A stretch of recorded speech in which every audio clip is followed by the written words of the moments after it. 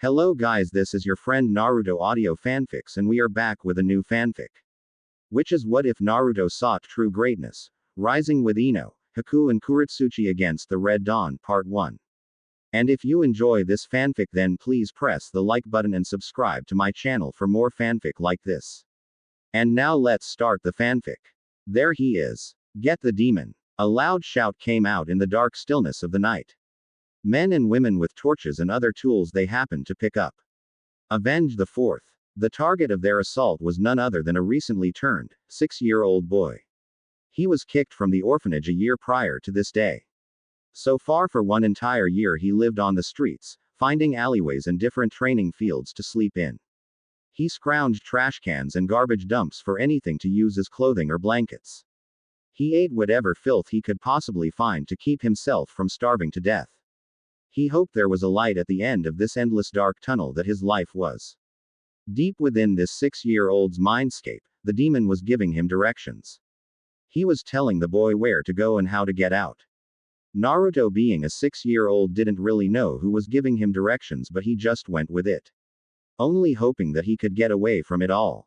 He suddenly came across a small stand with a sign that read, Ichiraku Ramen. The boy suddenly charged in and hid behind the counter and hugged the leg of the shop owner, Chuki.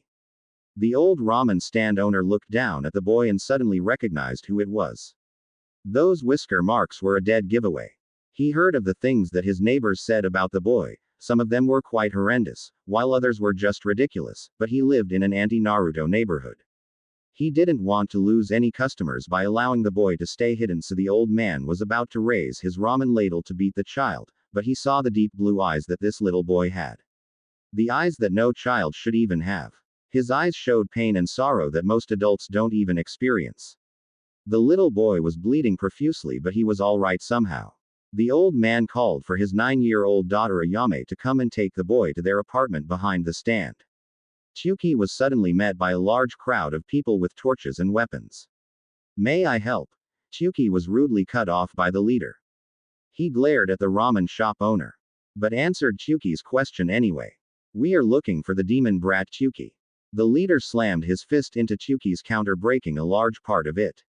"We saw the creature running down this street. Now I want to know what happened, or we will destroy your little shop." "Now what will it be, old man?" Chuki glared at the man with little care in his eyes. The old man looked at the leader of the mob with a defiant eye. "I do not know what you are talking about." Chuki's face was suddenly smashed into the counter. The old man stumbled back, but he was grabbed by the collar of his shirt. A very real wakizashi was held to his throat. "Liar. The other shop owners on this street saw you tell your daughter to take him into your apartment. Now we all know where your allegiance lies, and it's not with Konoha." The leader smirked at Chuki. "I used to respect you, old man. Ransack this terrible restaurant." The mob charged in and began to break the wooden chairs and began to destroy the wooden countertops. Chuki was suddenly stabbed in the abdomen by the leader of the mob and dropped onto the floor like he was garbage. Suddenly Ayame and Naruto showed up. Both were being held by their necks by a massive man. "Time to die, demon brat." The leader was about to behead Naruto, but something unexpected happened. 2 Anbu ninjas showed up in an explosion of smoke. One Anbu had a dog mask while the other had a weasel mask. Both looked to Ayame and Naruto and bowed slightly before speaking out. "Weasel. Go bring the man to the hospital as quickly as possible." The Anbu nodded and bent down to lift Chuki to his feet. The Anbu then shunshined as quickly as possible and left the dog-masked Anbu by himself. The remaining Anbu drew out his tanto and looked at the men around him. The Inu-masked Anbu swung his tanto with such speed and precision. The blade cut off the large man's hands. Naruto and Ayame choked slightly before regaining their composure. The Anbu didn't even take a second look at the handless man. "All of you, by order of the Hokage. You are all under arrest." 50 clones popped into existence and put binding jutsu on the assailants of the 3 innocent people. Yane. Naruto. The next morning, Naruto awoke in a hospital bed. The light was blinding to the young boy. He gripped his head tightly. A major headache had resided in his temples. The 6-year-old sighed deeply as it finally clicked that he was in the hospital once again. He scratched his head in annoyance and blinked a few times. He yawned and looked around the room slightly, hoping that someone came to his hospital room. He smiled brightly when his eyes laid upon the powerful figure known as Hiruzen Sarutobi. Naruto-kun, Hiruzen gave the boy a sad smile. Are you feeling better? Hi Gigi. Naruto said while scratching the back of his head. How am I here? 2 Anbu protected you, but by the time they finished disposing of the mob, you passed out from blood loss. Hiruzen downcast slightly. Naruto sighed. Gigi, can I ask you something? Naruto looked up at his grandfather. Anything Naruto-kun. Hiruzen replied. I want to become a shinobi. Naruto said with deep conviction. Those Anbu were powerful. I saw how those people looked at the Anbu. They looked at them with respect and fear. And then they look at you with even more respect and fear. Naruto then had an epiphany. Even better than just a shinobi. What is Naruto-kun? Hiruzen asked. I'll become Hokage. He shouted in happiness. I will become Hokage one day, old man. One day indeed, Naruto-kun. Hiruzen gave the boy a genuine smile. But, I have another question, Naruto said. What is it, Naruto-kun? Hiruzen asked for the umpteenth time. Not that he minded. How do I go about becoming a shinobi? Naruto asked. Just yesterday, I became 6. Oh, how could I forget? Hiruzen gave the blonde child a beaming smile. By law, every eligible child must be tested for chakra reserves, and if they have enough they will be entered into the ninja academy. I wanna do that, Naruto said with his childlike happiness resurfacing. How do I do that? Naruto asked with his head tilted slightly. Haha. Don't worry Naruto-kun. We can go to the academy to get tested for chakra later when you get out later. Hiruzen said. How about I get out right now? Naruto asked. Ha. I know you heal fast, but you can't heal that quickly. You had cuts and deep bruises all over your body last night. Hiruzen gave a hearty laugh. I am Naruto the Great. Naruto shouted out. I can't be held back by some little cuts. I'm going to be Hokage one day. Indeed you will be Naruto-kun, but one thing at a time. Rest for now. I'll be back in a few hours, and if you're fine, then I'll get you tested for chakra. Hiruzen got up and left the room. Sleep tight Naruto-kun. A few hours later. This can't be. All that is required is at least a score of 2000, but this kid is going into the high 100,000s, and there's no sign of stopping either. Hiruzen and the instructors at the academy were staring at Naruto's chakra level tests and gawked at the sheer amount the boy had, and the machine hadn't even started calculating the Kyuubi. Naruto sat in front of them still channeling chakra. The machine's calculation already had 2 sets of zeros and it continued to rise. Hiruzen did a quick calculation of the numbers and surmised that Naruto could spit out tons of A and B ranked ninjutsu without feeling tired or even losing half of his chakra reserves, and probably 1 or 2 S ranked before he runs out of half, with the right amount of chakra control that is. Okami, this kid could damn well take the Hokage seat right now. Okay. Naruto, you can stop channeling chakra now. Hiruzen said as his chakra levels just got calculated well into the millions. The number just kept rising as Naruto continued to exert chakra from his system. But I can still go. Naruto smiled and surged even more chakra. Take this. Naruto went all out and surged so much chakra that the machine exploded from overexertion. The last number the machine was able to calculate to was a startling 12 billion. The same amount that Hashirama was believed to be at when he was at his prime. Not when he was a child. Everyone present looked in complete awe. Some of the anti-Naruto teachers lost their hatred and replaced it with complete undeterred respect for the kid. No one in the history of the academy had been able to do such a thing. Hiruzen looked to the instructors with a wide smile and was replied with the same smile from the teachers as well. Sweet. Naruto jumped up from the ground that he was thrown to. I am totally gonna become Hokage. Calm down Naruto. One of the teachers laughed. Sorry, Naruto said with a blush of embarrassment. Can I ask who you are? My name is Iruka Yumino. I'll be your instructor for the next 7 years. Iruka gave him a small smile.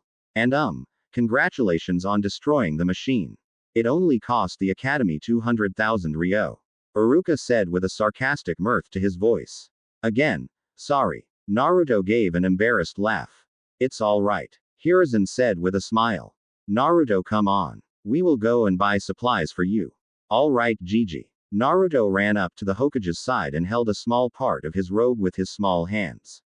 1 year later, after 1 whole year of training and working on the shinobi arts, Naruto had excelled as a chakra and stamina freak to the point that he couldn't do any simple academy jutsu. At least the constant attacks stopped. But he was made fun of as the dead last. It wasn't his fault though, he just had too much chakra to control. It was like trying to stop a tsunami with a sheet of paper. Yeah, it's not going to happen. Naruto struggled so much in class. While most civilians left the boy alone once he was enrolled into the academy, but some of the instructors that Naruto had were assholes and screwed with the young boy's academics. But putting his school life aside, Naruto was basically a loner, except for the fact that he was friends with Choji, the resident fatass, and Shikamaru, the resident lazy. They became friends shortly after they were enrolled into the academy. Well, it was mainly because Shikamaru's father made him do it. Choji was going to become friends with Naruto either way because he was the only one that didn't make fun of him because of his weight.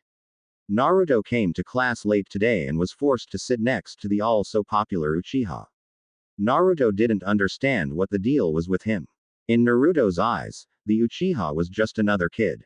The only difference was that he was from a more prominent and powerful clan than the others in his class. And what was up with the hairdo? Who was he trying to impress? The mother duckling in the pond outside in the playground. Naruto sighed and pulled out a seat and sat next to Sasuke. Neither of them spoke a word to each other, but the tension was there. Naruto was a lonely orphan sitting next to son of the clan head to the largest clan in Konoha. But all of that changed one fateful night. Naruto came back to the academy the next day expecting another empty day filled with nothing because the oh-so-important Uchiha was nowhere to be found, but instead, his ears were enticed by the rumor of the Uchiha massacre. Naruto's ears perked up. Sasuke was now an orphan. Naruto smiled sadly to himself. Sasuke's eyes were empty and devoid of emotion. There's someone like me now. Later that day, the blonde boy was walking on his own near the Naka River. His hands were in his pockets. He looked to a playground nearby and scowled when he saw how happy some kids were with their families. He hated being alone. Even the old man had stopped coming over to his apartment. So Naruto continued taking the scenic route towards his home until he came across a strange sight. Sasuke Uchiha was sitting on the platform jutting from the side of the river. He was staring out into the sunset but then looked up and glared at Naruto from the crest of the hill behind him. Sasuke then shut his eyes. Naruto, Sasuke called out with a weak voice instead of the one he used in class. Can I ask you something? Naruto froze and shut his eyes. He took a deep breath, contemplating whether he should walk off or go and talk to the lonely Uchiha. Naruto steeled his resolve and turned around and headed down the steps of the hill and got ready to sit next to Sasuke, who surprisingly moved over to give the boy some space. When Naruto sat down, there was a very sad silence that went off between the two of them. Naruto, do you know what it's like? Sasuke asked, breaking the silence. I mean, do you know what it's like to be alone? Sasuke asked. What do you mean, Sasuke? Naruto asked. It only happened 2 nights ago, don't you? I know it did, but I was told to seek help instead of bottling it all in. Sasuke replied. I am an orphan now, so the only plausible thought was to ask you, no offense. None taken. Naruto replied. He looked out to the small waves in the river and heaved a sigh. And yeah, I know what it's like. How do you deal with it? Sasuke asked. It's hard, but you can manage as long as you have people with you to help you through it. Naruto then went off to spill his life story. Sasuke got angry and disgusted at many of the atrocities that the villagers caused to the blonde boy next to him.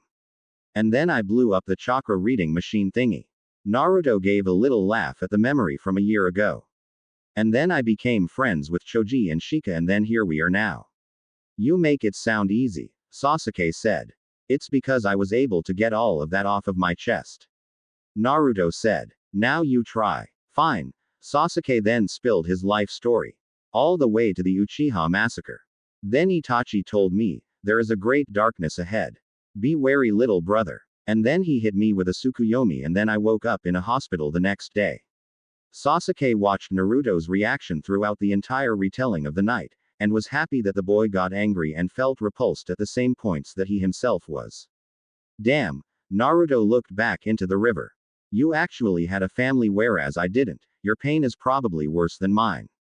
No, Sasuke said suddenly. Naruto looked at the black-eyed boy with surprise, but started smiling when Sasuke started smiling himself. We are orphans. Our pain is the same. Naruto. Naruto perked up to the boy. Will you help me take down my brother? Sasuke asked. Damn straight, but will you help me become Hokage? Naruto asked back. Hell yeah, Sasuke said with a widening smile. Friends? Naruto asked as he held out his hand for Sasuke to take. No. Naruto's smile faltered slightly. Why not? Naruto asked slightly hurt. We'll be something even better. Brothers. Sasuke took out a kunai. What are you? Naruto eyes widened when Sasuke slashed his palm open with the kunai. Sasuke winced slightly. Do the same. The Uchiha ordered. Naruto drew out a kunai and dug the blade into his palm and slashed it open, drawing a large gash open into his palm. Blood poured from their hands. Now what? Naruto asked. The cut started burning slightly. We shake hands. Sasuke and Naruto grabbed each other's slashed hand and shook tightly. We are officially blood brothers. What's a blood brother? Naruto asked with a confused face. A blood brother is what we of the Uchiha clan did with clansmen that we were close to. We fight, train, study, and do everything as brothers. Like family. Sasuke said with a small glint in his eyes. What do you say? Naruto weighed the pros and cons, and smiled brightly when the pros drastically outweighed the cons. I accept. Ni-san.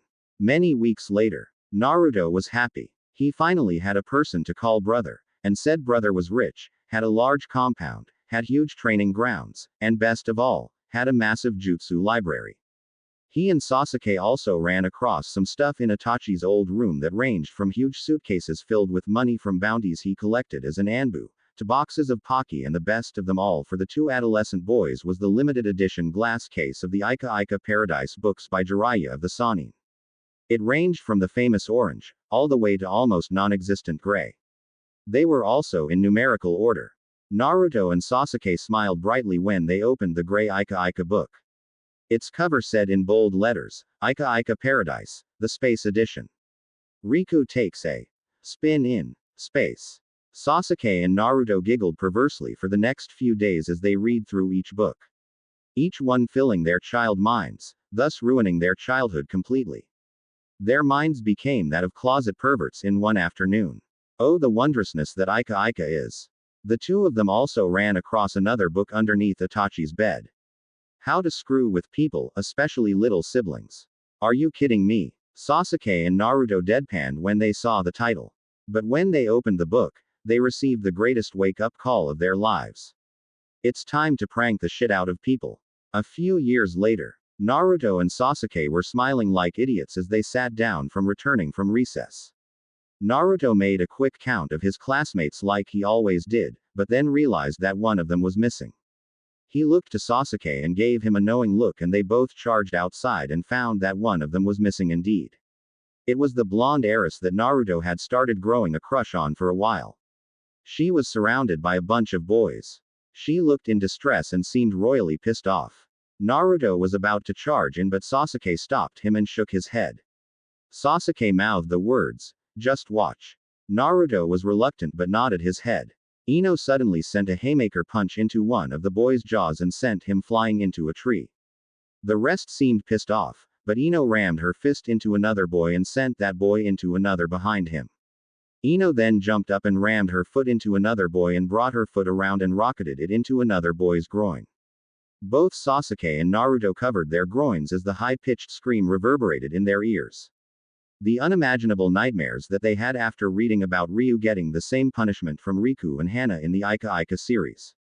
Sasuke and Naruto were crying anime tears as the thoughts of receiving the same started floating in their minds, but then they heard it. The loud scream of pain and anguish followed by a shout of pure rage. They both hopped up to the second-floor window and stared into Iruka's classroom to see all of the students laughing at a singed Iruka covered in itching powder. The two boys laughed even harder and high-fived each other. But they high-fived a little too loud. They looked back into the classroom to see Iruka glaring death upon the two boys. You two are gonna get it now. Iruka screamed with his big head jutsu activated. A true ninja should be able to survive this fall. The teach opened the window and threw some itching powder on the two boys, causing them to lose their grip. All the while, Iruka was laughing like a maniac. They fell while trying to relieve themselves of the itching sensation, only to fall on the two remaining bullies that surrounded Ino. She looked at the two most popular boys in her class, even though one was a genius and the other was a retard. She gave Naruto a small smile and nodded a thank you at the two and ran back into the building. She didn't even notice Iruka's big head jutsu still activated with him still laughing like a psychopath. Sasuke then looked to Naruto. Think it's time to go ahead with stage 2. Naruto then nodded his head with a devious smile on his face. Kai. Suddenly a weak explosive tag attached to a desk behind Iruka went off and sent him flying out of the classroom window and into the pond in the playground. After he splashed about, he found the two pranksters and picked them up by their collars and scowled deeply at his star student and his worst. Another year goes by. Sasuke ni? Naruto asked. Do you think I have a chance with Ino? The boy asked his brother. Maybe, maybe not. Sasuke sighed. Out of all of the annoying girls in this class, I'd probably date Sakura. Sakura. Naruto choked on his spit. Why? She's the loudest one. Naruto growled the last part. I know. But she has potential. I have a really good feeling that she could be the one. Yeah, and I'll be a dolphin. Naruto sighed and looked to the front door. He took a deep breath and faced the front of the class. Ino then walked in with her popular strut like she did since the new year started. Naruto didn't really like it, but who was he to judge? He sighed and sat back waiting for the inevitable trigger of their prank. Shikamaru and Choji walked into the classroom and sat in front of the two boys and smiled brightly when Sasuke filled them in on what they had done. Then it happened. Iruka walked into the classroom with a cautious pace. He eyed the floor, ceiling and even eyed the desks. Turns out that Sasuke and Naruto were trying to break their previous record of 17 pranks in 1 week and they were already at 17. All they needed was one more and their record was broken, and today was the last day of the school week. Iruka took a deep breath and eyed the 4 boys who were smiling like mad scientists. He nervously trekked from the door to his desk. The moment he moved his seat over for him to sit, he went up in a pillar of flames. When the flames died down, it came to reveal a deeply singed Iruka, but before the fire would continue to do any damage, a bucket of ice cubes fell from one of the ceiling boards and toppled its contents down onto Iruka. Sasuke, Naruto, Shikamaru and Choji were on the floor holding their sides as their laughter was sucking the air from their lungs. Iruka then pulled out 3 kunai with paper tags attached to them and hurled them with deadly accuracy and embedded them into the desks in front of each student respectively. The tag said in big bold letters, "Detention." What a wonderful way to start the day, huh, Sasuke? Silence held the classroom as everyone came to realize that the two pranksters were nowhere to be found. Iruka was cursing to himself as he and 3 other Chunin were searching everywhere for the two. Iruka was covered in pink paint and the 3 Chunin accompanying him were drenched in ice-cold water filled with baby squids. 2 of the Chunin had tentacle marks on their cheeks and hands. I swear when I find those 2, one of the Chunin growled. I know how you feel. Iruka growled as well. But up above them, hidden by the ceiling boards, was a black-haired Uchiha and a blonde-haired Uzumaki. They were snickering to the point that they were near hyperventilation. Their noses were clenched tight by wraps. In their hands were kunai with a special explosive tag attached to it. The seal kanji of course said explode, but its contents were different. Prongs were in different places and there were at least 2 different levels of prongs drawn into the seal matrix. It was a stink bomb. A few weeks back, the 2 boys were reading through Itachi's book, How to Screw with People, especially Little Siblings, and the intermediate pranks ranged from nailing filing cabinets shut to stink bombs. They already had the harmless explosion, flame pillar followed by ice wash, and they also had the paint traps. Now they were taking it to the next level. Sasuke ni, since you have higher skill in shuriken jutsu, you may have the honor of filling out class with the smell of shit. Naruto gave a silent laugh afterwards. Indeed, Naruto. Now watch the wonder of stink ensue. Sasuke spun the kunai in his hand before motioning Naruto to move the ceiling board. They were given full view of the Chunin search party and worried students. This was the first time that they pushed aside collateral damage all for the sake of a prank. Take this. Sasuke hurled the kunai down and impacted the blade into the Shikamaru's desk. When the kunai's tag started sizzling, Shikamaru awoke with wide eyes.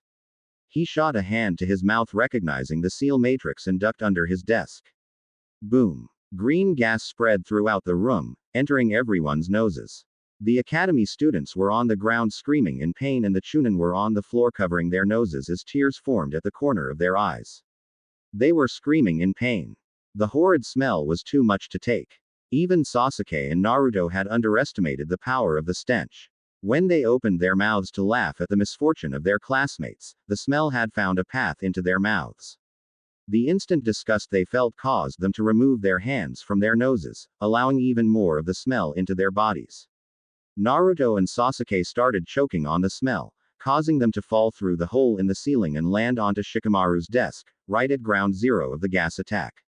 After an hour, the gas had dissipated, but everyone was on the ground moaning and groaning in pain. Tears were pouring from Naruto and Sasuke's eyes as they had taken the brunt of their own prank. Even though they were severely wounded, they were able to communicate. So how many pranks have backfired on us? Sasuke asked. His body was so numb that he didn't even move his head to look at Naruto. That would be prank number 15 that backfired on us, Naruto moaned out. His eyes were dry and his nose was on fire. His mouth was parched, and his throat was rough. He wanted to throw up, but there was nothing in his stomach, for he had already thrown up from the stink bomb. Or stink tag, whatever you want to call it. Once the rest of the class recuperated from the horrifying experience of being in the middle of a gaseous form of a shitstorm, they looked at the two pranksters and glared at them, sending as much killer intent at them, causing the two to shrink even smaller than what they were. The two of them stared in complete fear of what was to come because what they had done. Iruka and another chunin grabbed the two boys by the scruff of their necks. More specifically, their collars. The two boys were still too numb to even engage with conversation with one another. 3 weeks later, after their last prank, Naruto and Sasuke promised to themselves that they would no longer commit pranks of that scale in such a small room. It even got to the point that they weren't even going to commit pranks again. But then again, that was a prank too. You will never know what their plans are, unless they let you, because that means that you would have been extremely close to them to be let in on the prank. Or that was just for the sake of misleading potential targets of the pranking. In the meantime, since pranking was out of the question, Naruto and Sasuke started revamping their training with elements and such in the Uchiha training ground. Sasuke's known affinity was fire, but that was it so far. Naruto's affinity was wind so far as well. Sasuke had mastered the Gokaku no Jutsu, the Hausenka no Jutsu, and was showed promise in Kenjutsu. He was also extremely proficient in Shuriken Jutsu and Taijutsu. Naruto showed great promise. He had almost infinite chakra reserves, which meant that he could practically drool out A and B rank ninjutsu without any problem. Naruto was also a stamina freak and was able to go on for hours without breaking a sweat.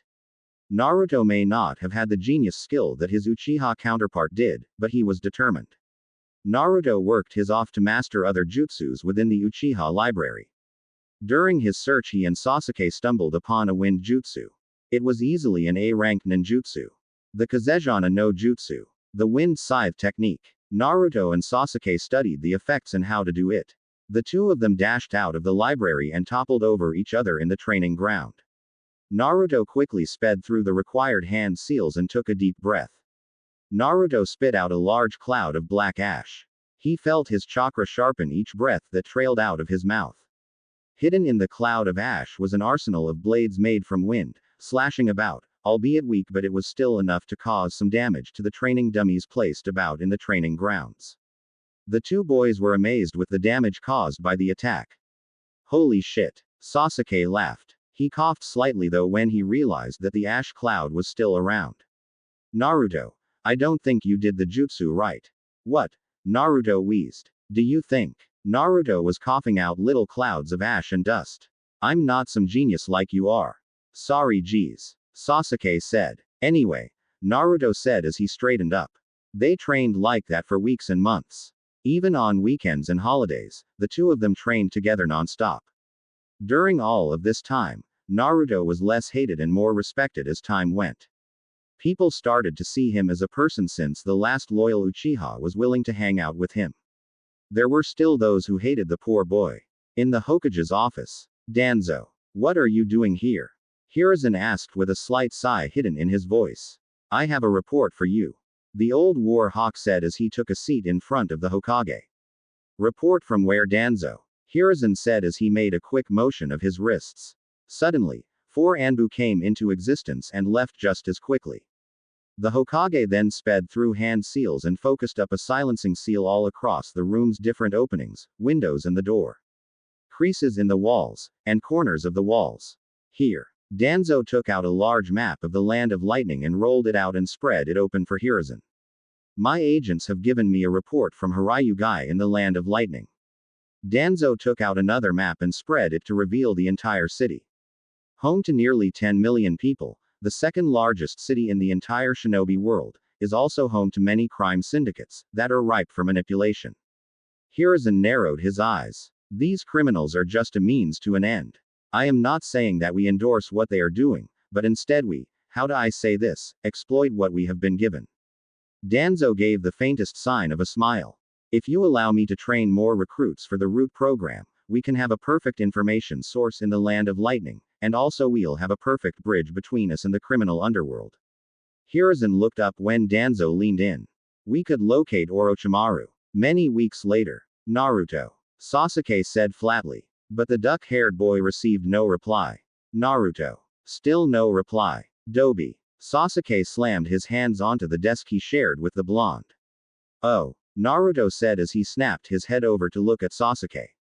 What is it? You were staring again. Shikamaru sighed. Why don't you get up and talk to her? Yeah, Naruto. What are you afraid of? Choji added while he stuffed his face with barbecue-flavored chips. We know Ino. She's like a sister to us. So don't worry, we'll put in a good word for ya. And no need for that. Naruto blushed slightly. Really? Sasuke and Shikamaru deadpanned. Really? Naruto replied. You could barely even look at her without drooling and going brain dead. Sasuke said with a laugh.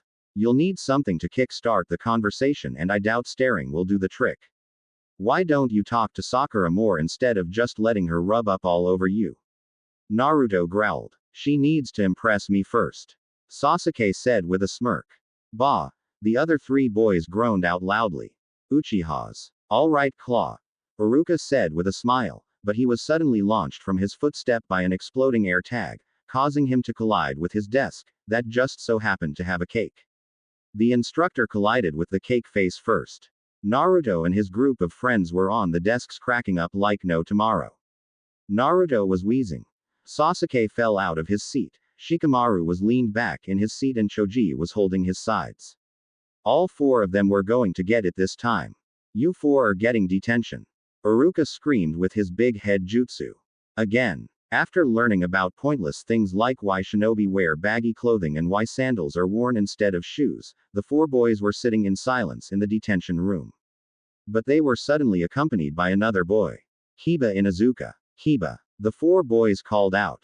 But just as the words left their mouths, their heads were hit with 1,000-mile-per-hour chalkboard erasers. When the 4 turned their attention back to the front of the class, they saw Iruka with a slight scowl spread across his face. This is detention. Not some social gathering. Iruka huffed and pulled out a familiar orange book. Naruto and Sasuke's eyes widened when they saw the book. Naruto's head tilted slightly. Sasuke nodded at him and raised his hand. Sasuke. No, you can't go to the restroom. Iruka said without even looking up from his book. I just wanted to know if you made it to the 10th chapter yet. Sasuke said with an innocent voice.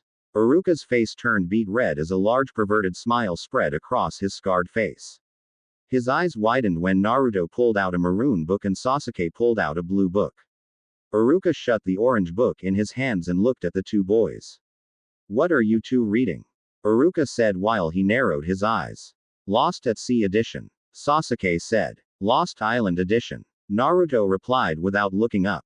Of what book series? Iruka asked. Ika Ika Paradise. The 2 boys said at the same time. Iruka was about to reprimand them, but then Shikamaru, Choji and Kiba took out similar books. Space Edition. Hiba said with a small smirk. His book was gray. Beach edition. Shikamaru said as he took out a box of tissues. His book was tan. Camping edition. Choji said. But he was replied with balls of paper being thrown at him by his classmates, but he was surprised to see Iruka throwing paper as well. His green book was dropped from his hands. You're not cool enough, Iruka said with a scowl on his face. That was the lamest addition to the series. Hiba added with a disgusted tone. Come on Choji. Here. The desert edition. Sasuke said as he tossed the boy a brown book. Hana and Riku. Let's just say, things get sandy, if you know what I mean. No, I don't know what you mean. Choji replied. Smack. Every male present in the room facepalmed. Sasuke sighed deeply and looked at Choji with a straight face. He reached back into his bag and pulled out the original Ika Ika book and handed it to the plump boy and took back the desert edition. Read the first one before you read any other, spoilers you know. Sasuke whispered and went back to his seat to continue reading the Lost at Sea edition. A few hours and various perverse giggling fits later.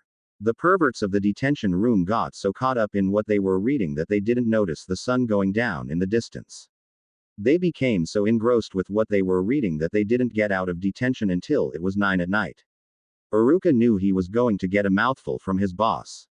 Alright you guys remember, the graduation exam is tomorrow. Get some rest and train extra if you want to. And thank you guys for a finally quiet detention. Iruka finished with a laugh. I never knew that those kids were into the Ika Ika series. My question though, is how did they get their hands on it? Naruto waved his friends goodbye and headed home to his rundown apartment in the bad side of the village. He sighed and walked quietly. His hands were in his pockets and his mind was elsewhere. He popped his neck and continued to walk at a calm pace, even though gangs were out at this time of the night. Naruto could smell the lingering scent of smoke and marijuana. He clenched his teeth and fists and continued forward to avoid any unwanted attention. He could hear footsteps coming from behind. He quickened his pace. They kept getting louder. Naruto walked past a lamp post and saw 8 shadows right behind him. He sped through hand seals and ran ahead to get some distance from his would-be attackers. He somersaulted and spun around on one foot to face his targets. When he went through the final hand seal, he took a deep breath and spit out a large cloud of ash towards the gang of delinquents following him. Fuden. Kazejana no Jutsu. The boy shouted out as the ash continued to shoot from his lungs. 1 was armed with a baseball bat, 3 were armed with brass knuckles, 2 were armed with knives, and the last 2 had lead pipes in their hands. Once the ash cloud washed over them, they started laughing. But it was cut short once the wind blades started flying through the ash cloud. Naruto took off running into the night, not even looking back once at the people he might have killed. He took to the roofs, mentally berating himself for not taking it in the first place. He made it to his apartment in no time and charged for his room and charged in and slammed the door shut. He locked all 30 locks and shut the windows. He charged for his bed and collapsed. That was too close. The next day, Naruto and Sasuke met at Ichiraku ramen stand. Well, Sasuke met Naruto while Naruto used up all of his money on breakfast.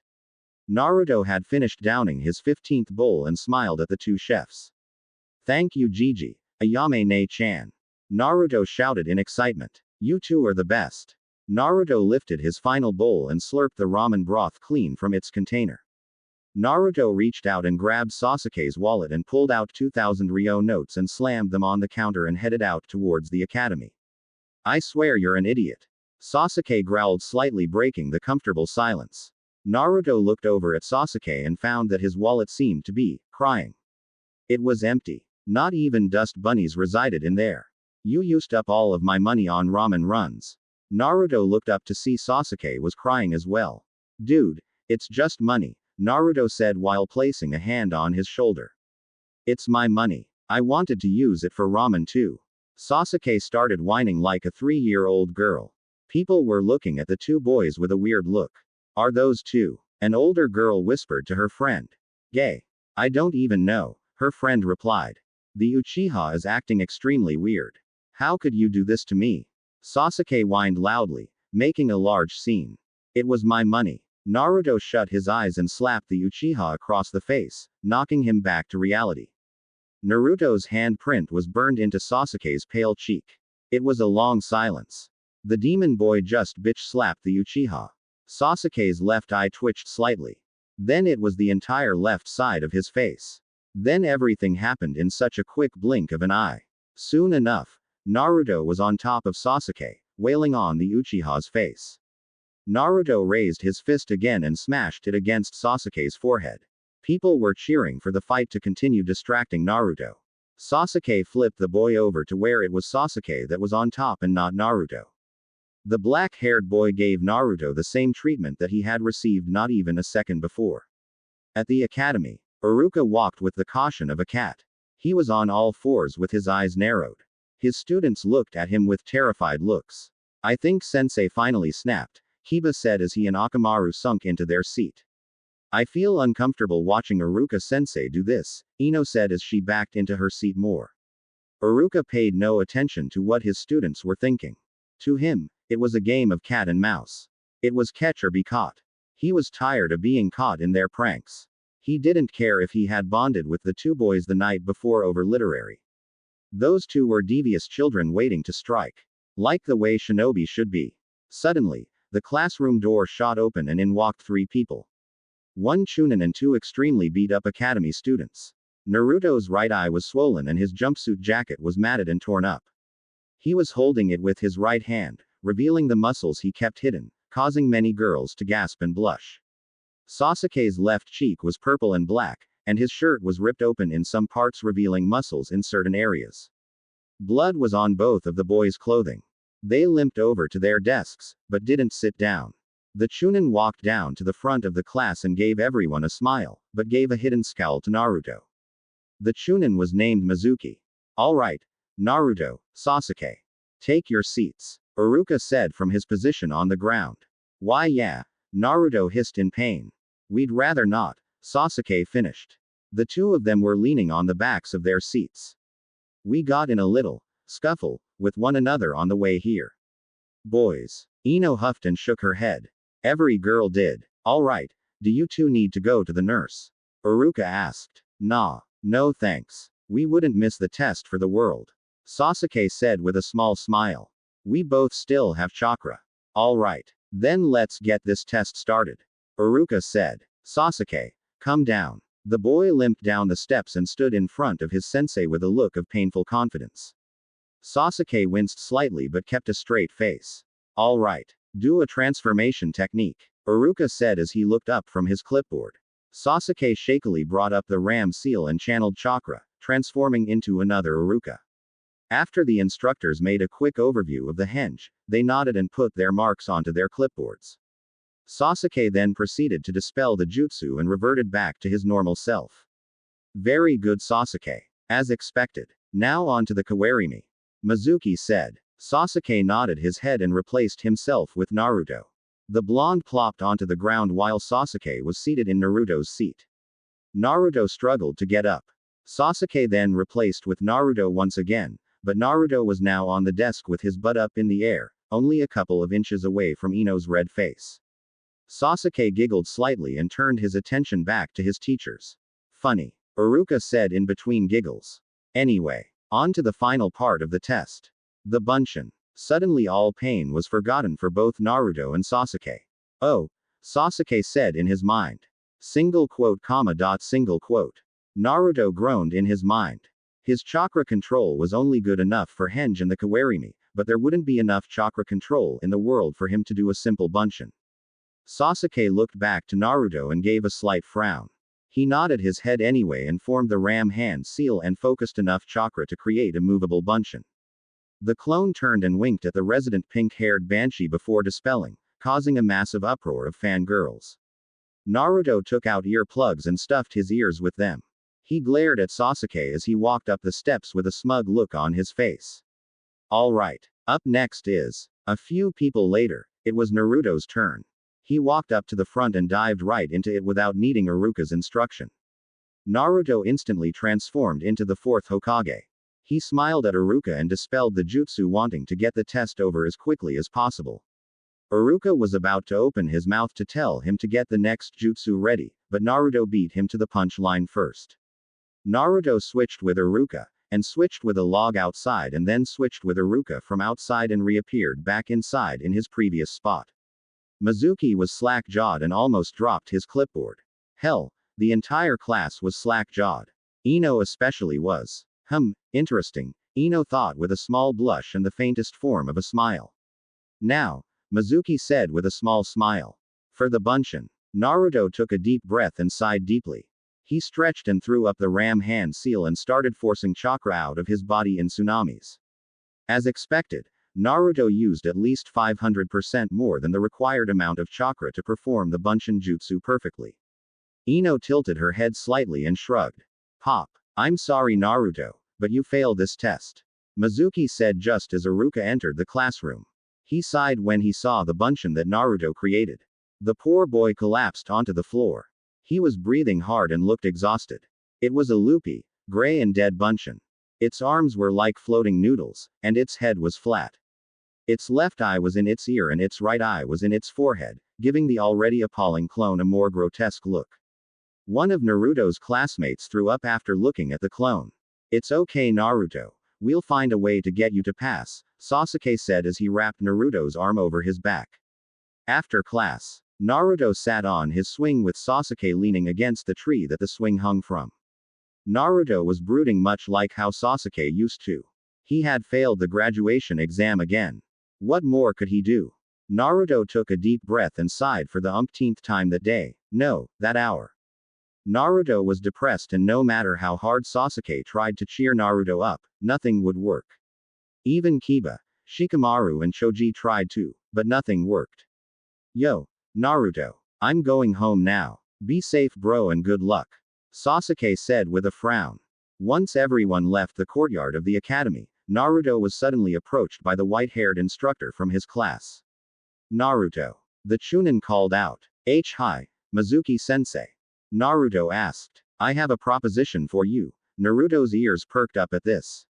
What kind of proposition? Naruto asked. Somewhere in the forest surrounding Konoha. Naruto was staring intently at the scroll in front of him.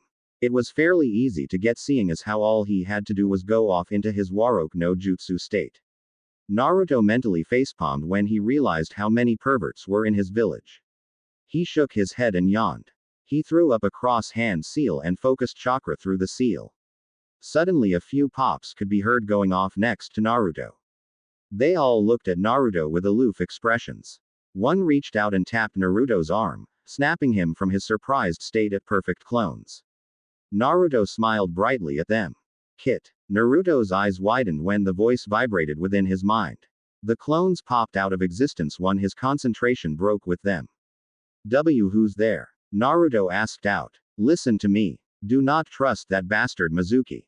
The voice told him. Why not? Naruto asked. Just don't. The voice sounded annoyed. Naruto flinched slightly but nodded his head. Good. Someone's coming. Naruto. Iruka called out in surprise. What are you doing with the scroll? Demon brat. Mizuki screamed out with a delirious tone lacing his voice. Iruka. Why must you get in the way of retribution? You aren't supposed to be here. Mizuki reached to his back and unclipped a large Fuma shuriken and hurled it towards Naruto. Naruto get down. Iruka tackled Naruto and shielded his body. Darkness. Naruto came to in a wet sewer at the base of a large cage. He looked closely at the bars and noticed complex seal matrices drawn and etched into the bars. He looked up and caught sight of a large tag with the kanji for seal on it placed as a lock for the cage doors. He was about to venture between the bars, but was blown back by a powerful wave of malicious intent. Hello, Kit. Our red eyes. The gigantic red eyes were accompanied by a large widespread malicious grin. Naruto shivered greatly at the sight. He looked in fear and started backing away from the cage, but he was stopped by the loud and powerful voice. Kit, stay for a while. I have a little proposition for you. The booming voice said in a feminine tone. Am I talking to a lady? Naruto thought. What kind of proposition? Naruto asked out loud. And who are you? I am the Kyuubi no Kitsune. The voice laughed. The Kyuubi. Naruto paled to the point he was near transparent. Where am I? Am I dead? Calm down Kit. We are in your mindscape. The Kyuubi said with a slightly annoyed tone in her voice. Wait, Mindscape. Naruto asked out. Wait, I thought you were dead. No mortal can kill me. I am the most powerful and unstoppable Biju in existence. If you're so powerful, then what are you doing behind bars? Naruto asked as he took a seat on the floor of the sewer. Want to repeat that, Kit? The Kyuubi growled. I'm trying to offer you something and this is the thanks I get. Sorry. Anyway, what's this deal thing? Naruto asked while scratching the back of his neck. It is a simple power. It's a Kekkei Genkai of sorts. The Kyuubi said. A Kekkei Genkai? Naruto asked. Oh, like the Sharingan. Naruto smiled brightly. Precisely. Naruto nodded his head. So what do I have to do? Naruto asked. Loosen the seal on the cage. The Kyuubi said without hesitation. What? Naruto choked. You'll break free if I do that. Not if you loosen it just a little bit. The Kyuubi said in a slightly annoyed tone. But, how do I know if you're just screwing with me? Naruto shouted. Hey. The Kyuubi said. Stop your shouting. It's getting annoying. Sorry. Naruto said. Why are you giving me power? What's in it for you? All I want is for you to change how it looks in here, and a little extra as well. Kyuubi smiled at Naruto. What is this extra? Naruto asked. I'll tell your little adolescent mind what it is after you loosen the seal. The Kyuubi said, hoping that Naruto wouldn't ask any more questions for the time being. Fine. Naruto said after a 10-minute silence. It better be worth it. Don't worry, Kit, it'll be very worth it. The Kyuubi smiled brightly once Naruto came close to the gate. A large vortex shot up and raised the boy up to the seal. He got a little nervous and reached out for the tag. The Kyuubi gave the little boy a reassuring nod. Naruto nodded back and placed his hand on the seal and proceeded to tear off the seal. But before he could continue, a hand sped in and tossed the young boy off of the water vortex and down onto the floor of the sewer. The young boy looked up to see the silhouette of a tall blonde-haired man. But what really got Naruto was what the man was wearing. A white haori with the kanji for 4th Hokage stitched down the back. Why Yondaime H Hokage? Naruto gasped. It's nice to see you again, son. The man turned around to reveal Minato Namikaze, indeed, the 4th Hokage. Oh Minato. Cut it with the flashy entrances. Kyuubi groaned. What? Naruto was snapped from his stupor in an instant. What's going on? Naruto. I want you to meet your father. Minato Namikaze. The 4th Hokage. In other words, the one who put me here. The Kyuubi sighed. Why you? Naruto was confused. Wait, what's? Naruto's rambling was stopped when Minato grabbed Naruto and embraced him in a tight fatherly hug. Minato gave Naruto a reassuring smile. Naruto, I'm sorry for what I've done to you, Minato said with a frown. I didn't want to put Kura inside of you. Kura? Naruto asked. Yes, Naruto-kun. Kura is her real name. A voice said from within the cage. Naruto and Minato looked out towards the gate and saw a beautiful red-haired woman walk out towards the bars and walk out into the sewer. Who are you? Naruto asked. Suddenly the woman lodged her fist into his face, sending him racketeering towards the end of the hall. Her hair was floating like a demon would. Her fist was engulfed in a chakra-enhanced flame. Her eyes were twitching violently. Her teeth were barred. How dare you speak to your mother like that? The woman roared. Mother? Naruto asked incredulously. Why yeah, Naruto. This is your mother, Kushina Uzumaki. Minato said while trying to calm his raging wife down.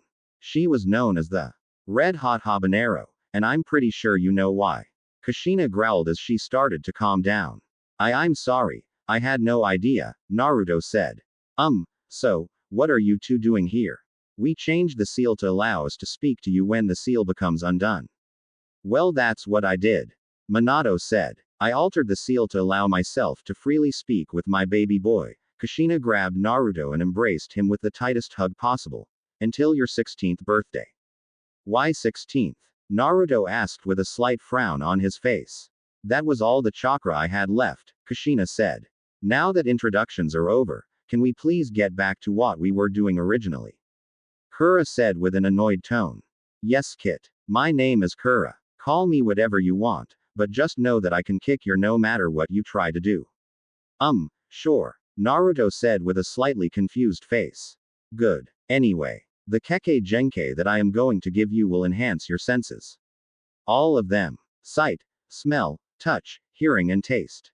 You will gain constant access to natural chakra. Natural chakra? Naruto asked. Yes. Natural chakra. That kind of chakra is needed to enter Sage mode. Naruto nodded his head in understanding. Sage mode is probably the second most powerful form for a shinobi to gain access to. Kura said. Through the Kekkei Genkai, you will experience physical changes, such as fox ears, tails, claws, etc. It is all a side effect of becoming a fox sage. Whoa. The Kekkei Genkai I am giving you will also automatically add your name to the previously unsigned fox summoning contract. Kura added. With your chakra amount, I think you could summon the boss of the foxes, my little brother, Keiji. Kura beamed. Upon activation of the Kekkei Genkai that is appropriately named, Jukei, you will automatically enter Fox Sage mode. So can the tails be used for anything other than show? Naruto asked. Of course. It's point and shoot kit. Point and shoot. Kura smiled. Remember, the tails are an extension of your body. Never forget their use. In a life or death situation, they can prove to be the defining trump card that saves your life. So, what do you say, Kit? Kura asked. Naruto sat silently for a while and looked to his parents for their opinion. Kushina nodded her head and flashed 2 thumbs up and smiled brightly. Minato on the other hand had a thinking face on. Dad, what do you think I should do? Naruto asked. Just follow what you think is best. Minato said. Oh, don't be like that Mina-kun. Kura slurred the honorific. After all that I've taught you. Kura feigned a frown. That's the thanks I get. What do you mean? Taught you? Naruto asked. Where do you think Mina-kun got the Rasengan and the Hiraishin? Kura asked as she began to laugh. It came from me. Me. I gave him the formulas. I gave him the ideas. Yeah. Minato sighed deeply. Dad, it's all right. No need to feel so down. Naruto said with a smile. Tell me about it. I wanna know. Minato opened his mouth to reply, but his hand suddenly went transparent and started glittering. Minato gasped but nodded his head. He took a deep breath and coughed uncomfortably. Minato released his breath and sighed. It looks like my time is up. I'm sorry that I wasn't able to spend more time with you, son. By the way, tell Kakashi, if you ever see him or hear of him, tell him to stop reading. It's bad for his one eye. Minato and Naruto embraced each other one last time. Goodbye, son. And with that, Minato vanished into nothingness, leaving his mother and the gigantic 9-tailed fox apparently named Kura. Alright. So where were we? Naruto asked as he wiped away his tears. Oh, right. Let's go. The orange-clad blonde charged forward towards the gate and was once again raised up to the seal tag placed on the gate. He reached out and tore off the tag by just a millimeter off the gate. That's good enough, Kit. Push it back. I'm pretty sure that you don't want those changes to be permanent. Kura shouted worriedly. But Naruto didn't react fast enough, causing a massive surge of Kura's chakra. The resulting wave forced the boy into a wall behind them. Red chakra poured from between the bars, replacing the ankle-depth water, with 20-foot deep sea of red chakra. Naruto felt like he was melting. The red chakra was flowing out in tsunamis from the biju behind the bars. Naruto was literally swimming in red chakra. He focused some of his normal chakra and widened his eyes when he saw the distraught looks on both his biju and mother. Push the tag back into place. Kura screamed. Any more and you'll make the changes permanent. Read author's note at the end to get a better understanding of this ability. Naruto started swimming towards the gate, but too much chakra was flowing out and the powerful current kept pushing him back. Naruto felt weighed down. His muscles were on fire as the demonic red chakra seeped into his body through his pores. At the molecular level, the chakra was changing it, giving Naruto a more demonic feral look, but he continued to swim towards the tag. God damn it! Naruto growled as his canine teeth extended. His hair became wilder. Soon enough, the once blonde hair started gaining strands of red hair. For some strange reason, his eyes still stayed blue. Naruto's fingernails extended to that of an Inuzuka's. Naruto didn't care though, nor did he notice. He needed to get to the damn seal tag. After a few moments of swimming against the current, Naruto finally reached the bars and slammed his palm against the seal tag, effectively shutting off the flow of Kura's chakra. Naruto floated out onto the surface of the sea of chakra. Slowly but surely, the chakra was sucked into his body. Changes were made instantly. His whiskers were darker, and his eyes were deep purple instead of blue. Naruto's pupils were slits instead of circles. Kushi-chan, being in the presence of a large amount of my chakra made the genes of his father turn recessive and brought out the inner Uzumaki, hence the red hair. Kura sighed in defeat. But here is the bad news, Naruto. Way too much chakra flowed out. So that means, Kushina gasped. His Juke will be eternally activated. Kura said. In the real world, Naruto get down. Iruka protected the young boy from the large Fuma shuriken. Splash. Iruka groaned in pain as the blade dug into his spine. Iruka wasn't about to give Mizuki the satisfaction of him screaming in pain. Iruka gritted his teeth and clenched his fists. Naruto passed out below him, but suddenly, a massive blast of red chakra shot the instructor off of Naruto and sent him flying into a tree. The man was barely conscious, but woke up when he heard the shout. Mizuki was about to reach for his second shuriken. Taju Kage Bunshin no Jutsu. The shout was demonic and feral. Iruka's eyes widened when he laid his eyes upon a red-headed Naruto. Mizuki was grabbed by a furry blood-red fox tail and thrown to the ground. Upon colliding with the forest floor, the hundreds of Naruto clones pounced upon the downed Chunin and proceeded to maul and mutilate the Chunin. No one hurts those precious to me. Naruto howled as he forced his claws into Mizuki's skull, tearing open the cranium. All around his clones wailed on the Chunin, to the point that after a few minutes, the entire forest was painted crimson. Pieces that once made Mizuki, were thrown about in different parts of the forest. His left eye would be with his right foot, while his right eye could be with a part of his heart in tree. Naruto left nothing of Mizuki. Once he finished cleaning up the trash, Naruto shut his eyes and let his nine tails flow softly in the waves of wind flowing throughout Konoha. His purple eyes glowing maliciously in the moonlit night. He was covered in a red aura of chakra. Next to him were his clones resting. Naruto clapped his hands together and all of the clones dispelled, filling his mind with their memories and other such experiences. Naruto felt lightheaded. He lost his footing and collapsed onto the ground. The next morning, Naruto awoke with an extremely powerful headache. Much like the one he had the next morning after trying sake at the Uchiha compound a year ago. Naruto gripped his head in a failed attempt to calm the pounding pain radiating from his temples. He stretched his arms and soon enough his tails joined in. Wait, tails. Naruto's eyes went wide as plates as he reached down and held the one of the 9 furry tails coming from his. What the? Hey, Naruto. Watch your language. A rather terrifying feminine voice reverberated from within his mind. Ka-chan. Naruto asked. Who else would it be? Kushina replied. Naruto's mind went soft as a large smile spread across his face. Tears formed in his eyes. It was real after all, Naruto thought as the tears started falling. I thought it was a dream, I guess the tales are a given that it isn't, but wait. Naruto. It's me Kura. The Kyuubi said. Kura-ne. What's up? Naruto asked. Hey, it's been a long time since someone's called me that, but that's beside the point. Kura said. What is important is the fact that because of the fact that you were submerged in 20 feet of my chakra for nearly 20 minutes in your mindscape, the Juke is now permanent. Oh. Naruto downcast. There's no way of tuning it off, is there?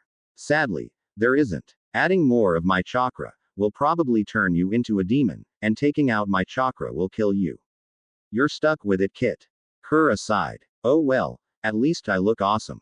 Wait, I have red hair. Naruto was surprised. Naruto raised a mirror on his bedside table and examined his facial features. His hair had gotten longer, much like what his father's hairdo was. His eyes were calmer and purple. His circular pupil was slitted, looking a lot like the Kyuubi's eyes. He smiled and shut his mouth instantly when he saw how sharp his canines were. His whiskers were pretty thick too. He turned his head and found 2 fox ears, instead of his normal human ears.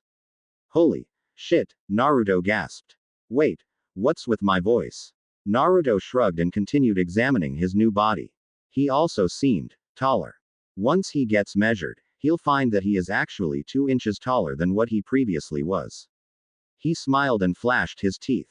After a long silence, He realized that he felt a strong presence with the surrounding area. He could sense people's chakra, emotions, and auras. Not only that, but when he focused his eyes, he could see chakra flowing into and out of his body in a steady stream. Naruto-kun, an old voice sounded from the other side of the room. Naruto dropped the mirror and looked to see the Sandaime sitting in a seat in the corner of the room. He was stuffing his pipe with tobacco. I see that you're awake. Gigi. Naruto called out happily, flashing his canines. Naruto-kun. I suppose that you met the Kyuubi. Hiruzen said. How was it? You know I'm going to have to explain this to the councils. Oh okay Gigi. Naruto smiled and sat up. This is what happened. An hour later. So that's what happened. Hiruzen let out a long puff of smoke from his pipe. He nodded his head at Naruto and asked him to raise his shirt. Now channel chakra Naruto. The red-headed boy nodded his head and started channeling chakra. The strange thing though, was the fact that instead of his chakra being blue it was blood red. The seal seemed red but was still in perfect condition. What do you see Gigi? Naruto asked. I may not be a seal master like your grandfather, but from what I can discern, the seal looks to still be in perfect condition. Hiruzen smiled at Naruto. It's all right then. Come to the Hokage Tower in 2 weeks for your ninja registration photo. What do I do about this look? Naruto asked, changing the subject. I don't want people to attack me again because of me really looking like a demon. I will explain everything in a public revelation in a few days since you know about your father. Hiruzen said. Seeing as how easily swayed the civilians can be, they will be quick to accept you. Alrighty then. Oh, can I get new clothes? Naruto asked. A week later, Naruto had explained the situation to his 4 closest friends, Shikamaru, Choji, Kiba and Sasuke. They at first were weirded out by Naruto's new appearance, but they came to accept him without a doubt. They also found that sparring with Naruto was now nearly impossible, since he had mastered the Kage Bunshin, and the fact that since he will be in the Juke, he could sense danger whenever it got too close. Hiruzen watched Naruto's progress through his Kage crystal ball, since Naruto got out of the hospital. As a precaution, he had a team of Anbu watch Naruto and make sure that the seal hasn't weakened. He couldn't let the Kyuubi rampage the village again. As for Naruto's appearance, the boy got rid of the orange jumpsuit, and replaced it with a long-sleeved, high-collared, black shirt. The shirt had 3 metal plates that wrapped around from the front to the back of the shirt, with iron mesh in the inch-long gaps for extra protection. Naruto changed the cloth for his Hitai-8 from blue to orange and wrapped it around his forehead like any normal shinobi. He wore standard baggy black shinobi pants and had ankle wraps and black shinobi sandals. The black mixed well with his red hair, orange Hitai-8, and orange tails that swished about behind him. Naruto was quite happy with his new appearance, and apparently, the rest of the village was. He lost his baby fat and had a somewhat leaner face. His muscles were getting more defined and his chakra capacity skyrocketed. Not only was he powerful, but the village was in love with him as they were finally filled in on the boy's heritage. Naruto was currently on his way towards Sasuke's house with the whole group together. He had his hands in his pockets. His high collar was waving softly in the wind that blew past his red hair. His tails softly swished back and forth after each step. Once he reached his destination, he heaved a happy sigh and opened the gates of the compound and walked up to see Sasuke doing sit-ups without a shirt in the training grounds. Oi, shirtless duck head. Naruto called out with a laugh. We're here. Sweet. I thought you guys weren't going to show. Sasuke waved at Naruto. What made you think that? Another week later, Naruto and Sasuke were on their way to the Hokage Tower for their ninja registration photos. Kiba and the others already took their photos and were on their way to the park for some cloud watching. The two tripped each other along the way and raced halfway. People were cheering for both of them as they passed, but they paid no attention to it. After they took their registration photos, they headed into Hiruzen's office for official documents to be signed and such. But once they opened the door, a little boy with a helmet charged through. He held a wooden kunai and had a goofy expression on his face. En garde, old man. It's time for me to claim the Hokage seat. The little boy charged forward but tripped on his own feet and landed face first with the floor of the office. When the boy sat up, he glared at both Naruto and Sasuke. You two placed a trap here, huh? What? Sasuke asked. What the hell is wrong with you, kid? Naruto growled, flaring his chakra slightly. Naruto grabbed the black-haired boy by the scruff of his shirt. Namikaze-sama, I advise that you unhand the honorable grandson. A man with black glasses called out from the front door. Please. Yeah, let me go oof. Konohamaru was met with Naruto's chakra-enhanced fist, and forced into the wall behind him, but was caught by one of Naruto's tails, to protect him from the potentially life-threatening impact. I am on the shortcut to becoming Hokage. Hey, runt. There's no shortcut to becoming Hokage. Sasuke quickly reprimanded. I'm out of here. Come on Sasuke. Naruto left the office with his tails clenched and his chakra flaring. Naruto was pretty pissed off. As the two walked out of the Hokage tower, Konohamaru caught up with them. Hey, what do you want, brat? Naruto growled out, not even bothering to turn around to face the boy. I want to know your names. Konohamaru demanded. Uchiha Sasuke. Konohamaru's eyes widened. Uzumaki Namikaze Naruto. Konohamaru was floored. Namikaze-sama. Konohamaru dropped to his knees and started bowing. I'm so sorry, I didn't mean to offend you. It's alright. Just get up before you embarrass me and yourself. Naruto picked Konohamaru up to his feet and set him down. Now, for real, what do you want? Train me. Sasuke and Naruto looked at each other with the same look, surprise. They smiled brightly and nodded at each other and looked back at Konohamaru. Or in other words, their first disciple. Team assignments. Naruto took a nervous breath and headed into the academy expecting his teachers to beg for forgiveness, just as many of the villagers already have. The redhead also gained a fangirl base, just as Sasuke did. His new eye color and fox tails attracted many girls to come and try to get with the Uzumaki. At first he was weirded out and now, he was still weirded out. He didn't really like getting chased by girls and stalked by girls. To quote one of his closest friends, troublesome.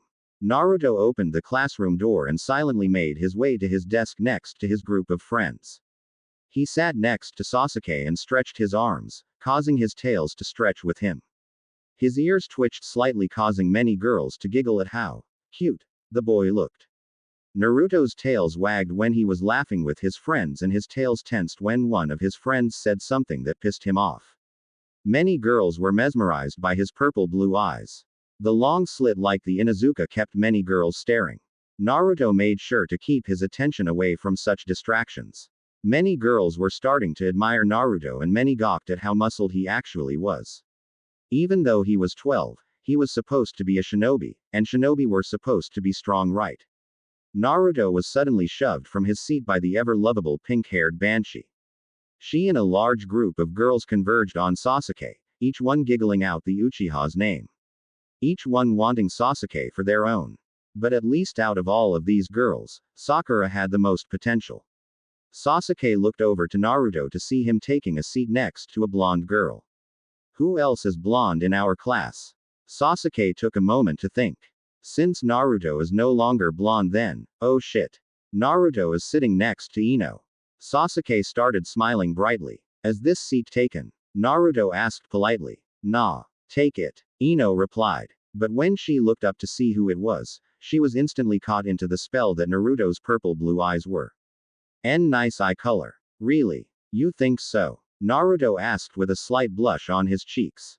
Why yeah. Purple happens to be my favorite color. Ino smiled. Score. Naruto cheered in his mind. I don't think we've been properly introduced to one another, Yamanaka Ino of the Yamanaka clan. She gave Naruto a sweet smile. Uzumaki Namikaze Naruto. He took Ino's hand and raised it to his lips and kissed the back of her hand. Glad to be of service. From that point, the two started off with small talk that led into bigger subjects and an even larger conversation about the most menial things. They talked about their lives at home, got a better insight on the other person's social lives. They talked about training, shopping, style, food, diets, weapons, jutsu, cooking, and even gardening. Ino was surprised that Naruto gardened too, even if it was a small flower box that he used to take care of some flowers that he picked when he was a child. The two became so engrossed with one another that they drowned out the entire classroom and concentrated on one another. Naruto's eyes were stuck on her sky-blue eyes, completely blue to the brightness that they held. Ino was hooked onto Naruto's powerful and feral look. She didn't give a damn about the demon inside of him. All she knew was that he looked like a beast. It was his eyes though. It looked like a mixture of blueberry and raspberry with blackberries. It looked juicy and so deep. She wanted to know more about him than what time would allow. All right, class. Iruka called out. He looked shocked when his class didn't respond the way they should have. All right, class. Iruka said the last part a little louder just in case they didn't hear him the first time. He was getting annoyed at this point. It was a good day at first, since Naruto and Sasuke stopped pranking people, but his class was being rude. All right, class. Iruka activated the big head jutsu, scaring every conversation quiet. Save for one between a redhead and a blonde. The two were laughing softly and were still talking. Ino was blushing and Naruto was still telling his story. The two were completely oblivious to the class around them. Iruka walked up to them and held a large textbook over his head and slammed it against Naruto's desk, forcing the two from their conversation. Hello. Iruka-sensei. Naruto smiled sheepishly. Shut up, Naruto. Iruka walked back to the front of the class and picked up a clipboard. He took a deep breath and smiled. All right. Team 1. Naruto and Ino started talking again but instead threw notes on paper. They giggled slightly and even spit silent raspberries at each other. Team 7. Your Junin-sensei will be Hatake Kakashi. Hatake Kakashi. Sounds familiar. It will consist of Uzumaki Namikaze Naruto. This elicited a few giggles and squeals. And Uchiha Sasuke. A shadow clone popped into existence and front flipped into the air and knuckle bumped Sasuke and dispelled shortly after. And Haruno Sakura. Many fangirls were whining and crying about not being on the same team as Naruto and Sasuke. Sasuke didn't mind, but Naruto was pretty down. Team 8. Your Junin-sensei will be Kurenai Yuhi. It will consist of Inuzuka Kiba, Hyuga Hinata, and Aburame Shino. Team 10. What about Team 9? Some no-named genin asked out loud. Iruka sighed. Because you. That's why. Iruka said with a straight face. Sasuke and the rest of the group were laughing, minus Naruto. The redhead is flirting with Ino, like no tomorrow. The no-name genin looked like he was about to cry, causing Iruka to quickly retract his word choice. Team 9 is still in action. Sorry about that. Iruka cleared his throat awkwardly. Team 10. Your Junin-sensei will be Sarutobi Asuma. It will consist of Akamichi Choji, Nara Shikamaru and Yamanaka Ino. Now that team assignments have been made, I want to give you all a parting gift of sorts. I want to say, thank you. Thank you for giving me the best few years of teaching that I have ever experienced. You all have learned what we were able to teach, and now you are at the steps to greatness. The ninja world is waiting for you and your team, so don't hold back and don't back down, because the will of fire burns brightly within all of you. Iruka gave a sad smile to all of them. Good luck, all of you. A few hours later, Sasuke was talking with Sakura while Naruto hung upside down from the ceiling using his tails. He was picking his nails with a sharp kunai knife. The three genin were bored out of their minds. Naruto more than Sasuke. He was an Uzumaki, so by default, the kid had some problem with keeping his attention on something. Soon enough, the young boy started swinging back and forth from the ceiling, using his tails as the chains that hold the swing seat. Sasuke ni. Let's prank our sensei for being so late. Naruto dropped from the ceiling and landed perfectly on his feet. Naruto got up and picked up an eraser from the chalkboard and placed it at the top of the doorframe, wedged in between the door and the actual frame. Sasuke sighed and got up and took out a brush for writing. The Uchiha dabbed the paintbrush tip in a portable ink container and started drawing a simple fire vortex trap modified for pranking people. Once Sasuke finished, he grabbed Naruto and the two started giggling like children and jumped behind Sakura and hid behind the desks waiting for their target to show. They didn't have to wait too long. Kakashi came and opened the door and was replied with an eraser falling onto his already gray hair, and to add onto that, the seal trap was tripped, sending a large vortex of fire to shoot up from beneath the Junin. Once the flames died down, it came to reveal a singed Kakashi with a few parts of his flak jacket still on fire. He had a lazy look in his eyes as he looked over his team. Sasuke and Naruto were on their backs rolling around and laughing like retards.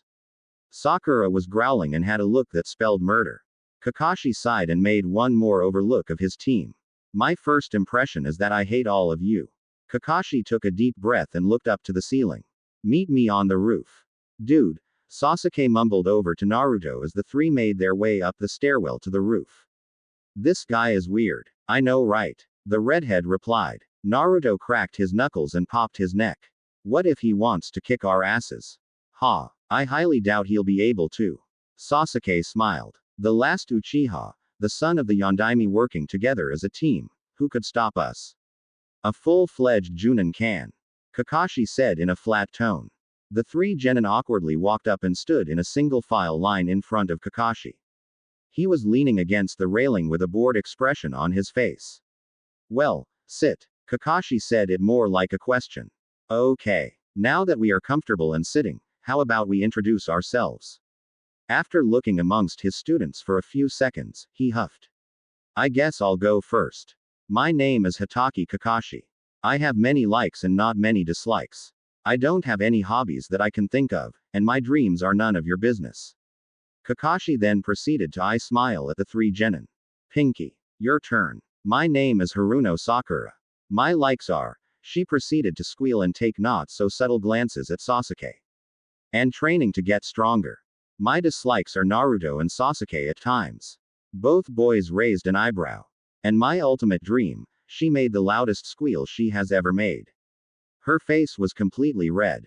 It almost rivaled Naruto's hairdo. Now that my ears have bled sufficiently, Kakashi deadpanned as he cleaned out his ear with his pinky finger. Your turn, duck hair. Jerk. Sasuke mumbled and straightened up. My name is Uchiha Sasuke. I like training, pranking and asserting someone. I hate manipulative people. My dream is rebuild the Uchiha clan and help the Dobi over there become Hokage. Sasuke jumped up to his feet and was picked up by Kage Bunshin in a pyramid formation. Okay. Kakashi shrunk into his seat on top of the railing. These two are a little too close for my taste. Yeah, we're done. Sasuke said as he went through a series of handshakes with each clone, before they dispelled. So now that leaves you. Kakashi looked to Naruto. Your turn, Firehead. I'm Uzumaki Namikaze Naruto. My likes are training with Nissan, pranking people, and I love ramen. I hate people who judge others without getting the right information first, and the 3 minutes it takes for ramen to cook. Naruto growled slightly after saying that. My dream, no, my ambition, is to learn all of the techniques of my parents, and become an even greater Hokage than what my father was. Kakashi made a slight smile at his students. They really were something different. Kakashi sighed and stretched his arms and reached into his pocket and pulled out a familiar orange book. Naruto and Sasuke's eyebrows perked up at seeing this. Alright, now that introductions are over, meet me at Training Ground 7 next week at 5 in the morning. Don't forget, Kakashi said as he stood up to leave. Get extra training and I advise that you don't eat. Don't want you throwing up everywhere, Yano. Wait, Kaka-sensei. Naruto called out. There's something that I want to talk to you about, alone. He nodded at Sasuke and the other half of Team 7 walked down the stairwell to leave the academy. Naruto turned his attention back to his sensei. What is it, Naruto? Kakashi asked. You saved me that night, right? Naruto asked, getting straight to the point. That was you, right? I was. How do you know? Kakashi asked. Kura told me. Naruto then went ahead to tell the events of that night in full detail to his new sensei. Naruto then looked at Kakashi and brought his explanation to an end. And then, San told me to tell you to stop reading. It's bad for your one eye. Ha. He should know that's never going to happen. Kakashi sighed and opened his little orange book and started reading. Kaka-sensei. Naruto said. Have you read the beach edition? The next week, Naruto awoke in his new home. It wasn't the run-down apartment in the wrong side of town, but it was instead, the planned Uzumaki Namikaze clan compound. It was a large estate with 7 buildings in total. One building was for branch families, the largest building, the central, was for the main family, and the third housing building was for guests and such. The guest and branch family buildings were connected to the main house by a series of pathways that weaved around ponds and went over streams. The second largest building was the clan feast hall. There were large tables and an equally large kitchen for hosting large parties and celebrations. Across the courtyard, which held a beautiful sakura garden, was the armory barracks, for servants and weapons storage. The armory was filled to the brim with crates of swords, kunai and shuriken. Within the armory, there was a large dojo with 5 20 by 20 foot sparring mats. When Naruto first explored the compound, he found a hidden door in the armory that led to a long and dark stairwell that took him deep underground. There he found one of the largest jutsu libraries that he's ever laid eyes on his entire life. And the last and final building within the compound is the third largest, the onsen. There were 2 20 by 10 foot hot spring bathrooms for men and girls that are separated by the central hot spring. The central hot spring is a large 40 by 30 pool of water, with the deepest part going as deep as 20 feet. The central pool was used for pool parties and social gatherings taking place within the compound. Naruto walked out to the onsen and stripped and got ready to take a nice soothing bath in the squeezing warmth of the heated water of the spring beneath the compound. Naruto lowered himself within the water and sighed in happiness at how wonderful it felt. His tensed muscles loosened and felt relaxed. A big smile spread across his face. The fur on his tails got heavy and started weighing him down. After an hour or so, he got out of the onsen and dried himself and all 9 tails. He trudged over to the feast hall as he had 2 clones equip his leg weights and tail weights. He walked through the courtyard and threw some bread crumbs out to the ducks that swam about in the various ponds and streams that flowed throughout the Sakura garden in the courtyard of the compound. He looked over to the armory to see a group of shadow clones training with katanas, naganatas, ninjatus, kunai and shuriken in the training grounds and dojo. He slid the paper doors open to reveal the feast hall. He walked ahead of his clones as they finished clasping his weights onto his body. He picked up a cup of ramen and set to cooking it for breakfast. He looked up to see the large clock in the feast hall and found that the time was 0620 hours. He nodded at his calculations and finished up his quick breakfast and charged for the armory. "Excuse me," Naruto said to one of his clones. The clone moved, but then bumped into another, which caused a massive domino effect chain, causing a massive mess to ensue from them bumping into each other. It pissed Naruto off slightly, but he shrugged it off and grabbed some shuriken and kunai before heading out of the compound for training ground 7. Once there, Naruto dashed out to the field to see his team waiting for him. Sasuke and Sakura looked half dead. Kakashi had on his patented eye smile while his face was in between pages of his little book. Naruto coughed awkwardly and took a seat next to Sasuke and looked up at Kakashi. "Being late is my gimmick." Kakashi deadpanned. "Get your own." "I'm sorry." Naruto didn't even know how to respond to that. "Anyway, your genin exam will begin today. I assume that you 3 used the week break to exercise and get training." After receiving 3 nervous nods, Kakashi pulled 2 bells from his pouch and tied them to his waist. "The objective is to get a bell from me before noon, so that leaves us with 4 hours.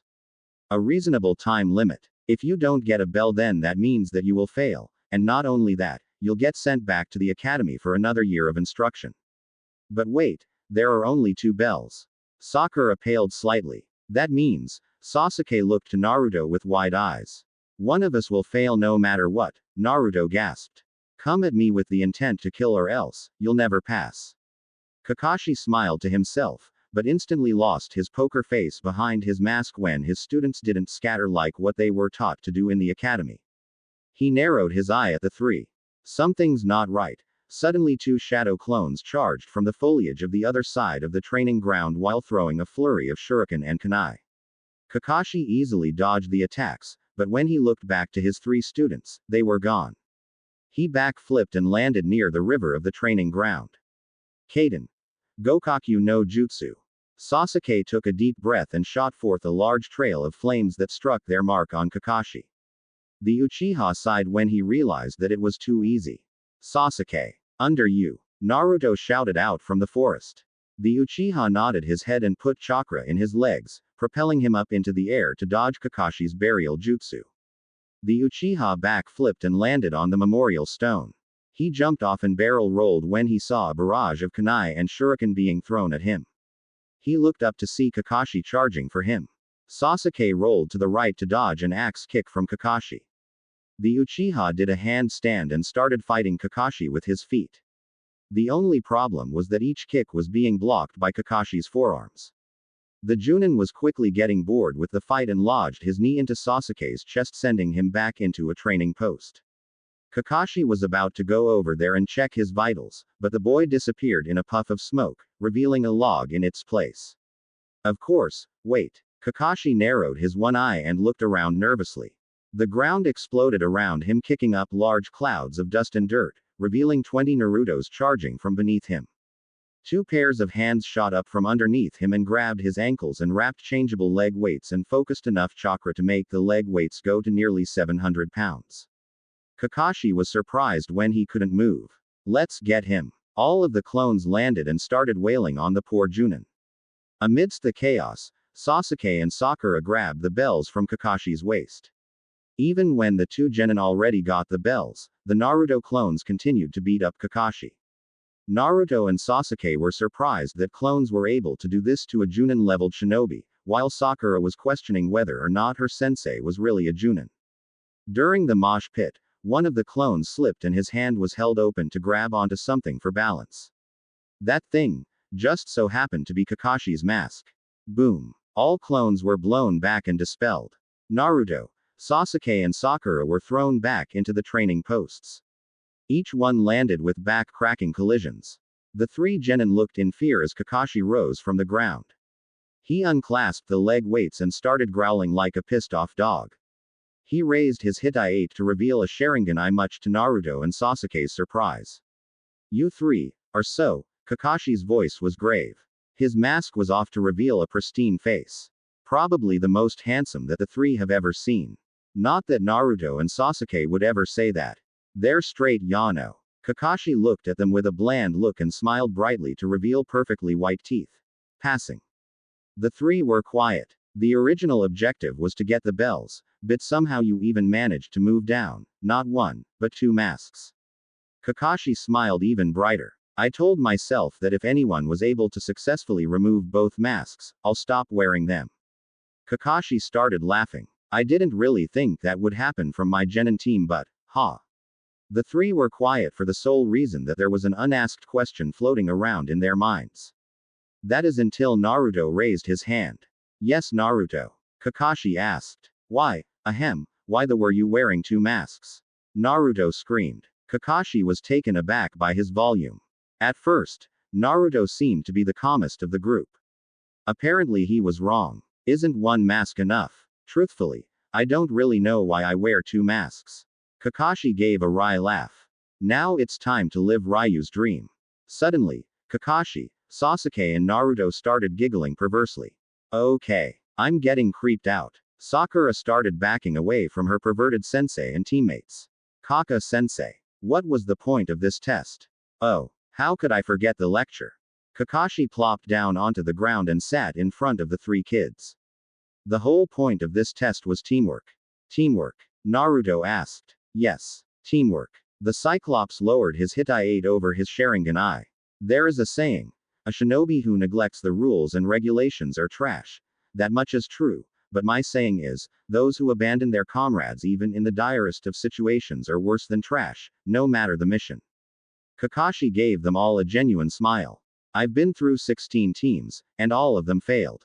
The 3 genin paled. But you 3 have the most potential that I've ever seen in a team. Kakashi closed his eye and nodded his head. Good job. Come here tomorrow. We start missions immediately. Yada. Naruto cheered. He and Sasuke shot to their feet and chest bumped each other. They were laughing and high-fived each other. Sakura joined in and the 3 got pulled by Naruto's tails and they were embraced in a really tight hug.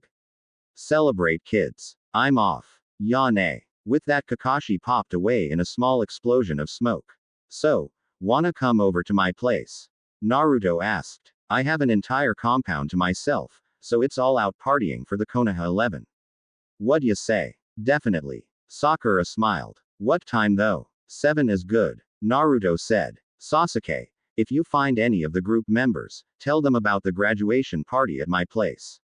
Alright. See you later, bro. A few hours later, Naruto smiled at his handiwork.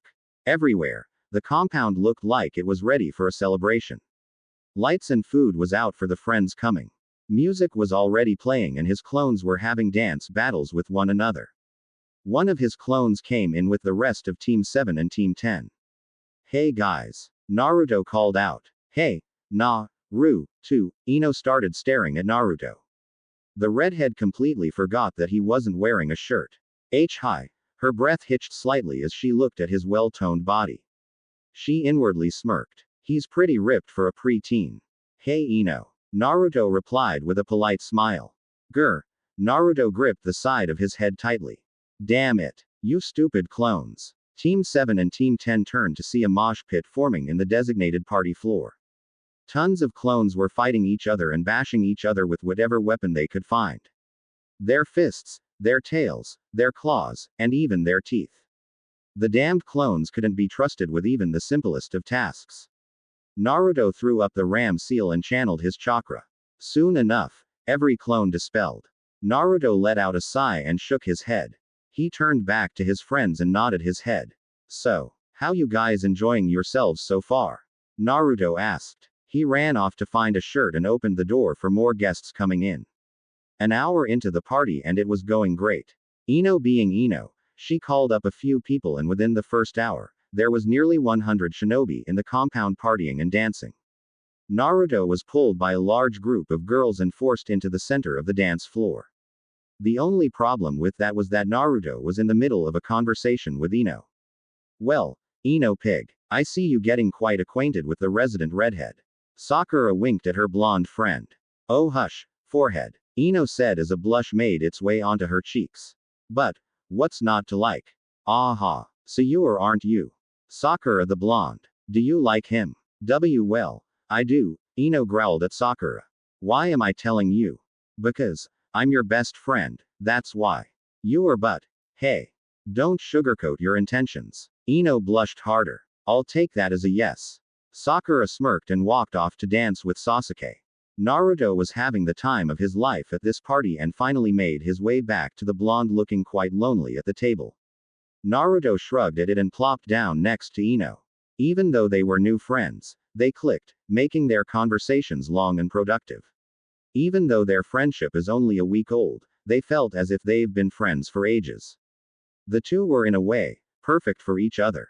Naruto and Ino never had a boring conversation. During the week-long break for extra training, Team 7 ran into Team 10 and the 6 genin decided to help each other train for the coming test. Ino saw Naruto's strength at its fullest form when he sparred with Sasuke. She couldn't help but blush at how powerful the redhead was. She loved how synchronized he was with his movements. It was like he was dancing. When he'd land on his hands, he would send out his tails as an offense and defense. If that didn't work, a duo of shadow clones would distract his target, giving Naruto the perfect opening for the deciding bout of taijutsu. Ino was enjoying her memories so much, that she didn't notice Naruto waving his hand in front of her face. Naruto looked at her with a worried expression. Ino was launched from her trip down memory lane and gave Naruto a warm smile. Are you okay, Ino? Naruto asked. I asked you if you wanted to dance, and then you went blank. Oh, hey. Teammate is here. The redhead shot from his seat and tackled Kiba into a table. The dog boy retaliated, and with a laugh, he flipped Naruto over and body slammed a clone that Naruto kawaramied with. Kiba pushed himself off of the ground and smiled at Naruto and grabbed him into a hug. I see that you are still an idiot.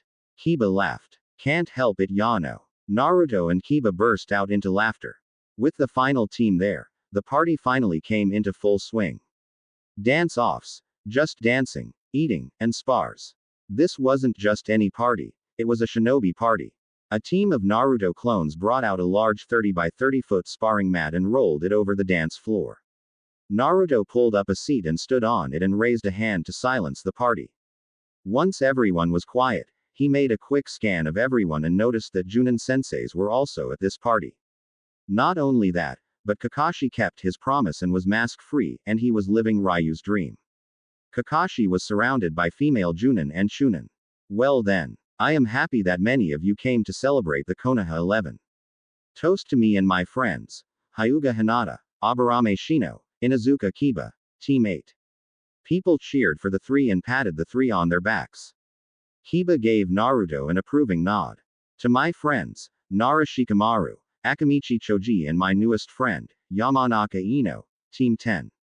Everyone cheered even louder. Many male genin were whistling at Ino.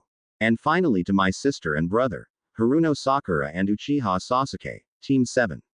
Sakura's jaw dropped slightly. Tears of happiness formed at the corner of her eyes. She'd always wanted a brother. Sasuke sped through some hand seals and shot off a series of harmless firework jutsus. Once the cheering and congratulations died down, Naruto hopped off the chair he used and got down to the sparring mat. Now then, for the main event of the party. Who wants to go first? Naruto asked with a bright smile. Sasuke walked calmly to the mat and removed his shirt and flexed his muscles for the kunoichi present, causing them to squeal in excitement. He looked at Naruto with a smug look on his face. The redhead nodded his head and had his tails tear his shirt off, revealing his body for all of the kunoichi to see. Some were decked upon seeing it, putting some hurt to Sasuke's ego. Let's go before this turns into a strip contest. Naruto and Sasuke charged at each other with the intent to kill. Naruto went first with a leg sweep, while Sasuke sent a roundhouse kick. Sasuke's eyes widened when that happened. Naruto's leg sweep connected, and Sasuke flipped over on his side. But before Naruto could follow up with a ground and pound, Sasuke punched up and smacked Naruto in his jaw, sending him careening close to the border of the sparring area. Once he crosses that line, it's over. Naruto hopped over to Sasuke and used one of his tails to grab Sasuke by his leg. He pulled Sasuke over, causing him to face plant with the ground. Some of the shinobi present flinched when Sasuke hit the ground. Naruto swung his tail around and hurled Sasuke towards the border of the ring. It would have been a win, but Sasuke flipped over and did a 360-degree spin on his outstretched right hand and landed on his feet. Sasuke charged forward and jumped up with his knees held out. Naruto charged forward with his knees held out. The two collided in midair, and proceeded to throw punches and kicks. Naruto's left hook was blocked by Sasuke's right arm, and his left hook was blocked by Naruto's right arm. The two spun around in midair with their backs to each other. Sasuke sent his right elbow and Naruto sent his left elbow. But the two collided, hitting their funny bones. The two boys fell onto their sides wailing in pain while at the same time laughing. Every person present sweat dropped. Round 1 is a stunning tie. Kakashi called out as he stepped into the center of the mat. Soon enough, a man with a bowl haircut and a blinding green jumpsuit jumped over the high walls of the compound and landed in front of Kakashi. Kakashi, my eternal rival. The man shouted. I, made a guy, challenge you Hatake Kakashi, to a sparring match. If I lose, then I will walk around the entire village wearing only underwear on my hands. And if I can't do that, then I will do. Geez, Naruto-kun, Ino let the honorific slip. She shot her hand to her mouth as a deep blush forced its way to both the redheads and her own. Naruto's eyes were wide, but so was his smile. Well then, I didn't know that you saw me that way, Ino-chan. Naruto said with a slight smirk. Ino led him to a seat and got some ice and wrapped it in a napkin and placed it against his now purple elbow.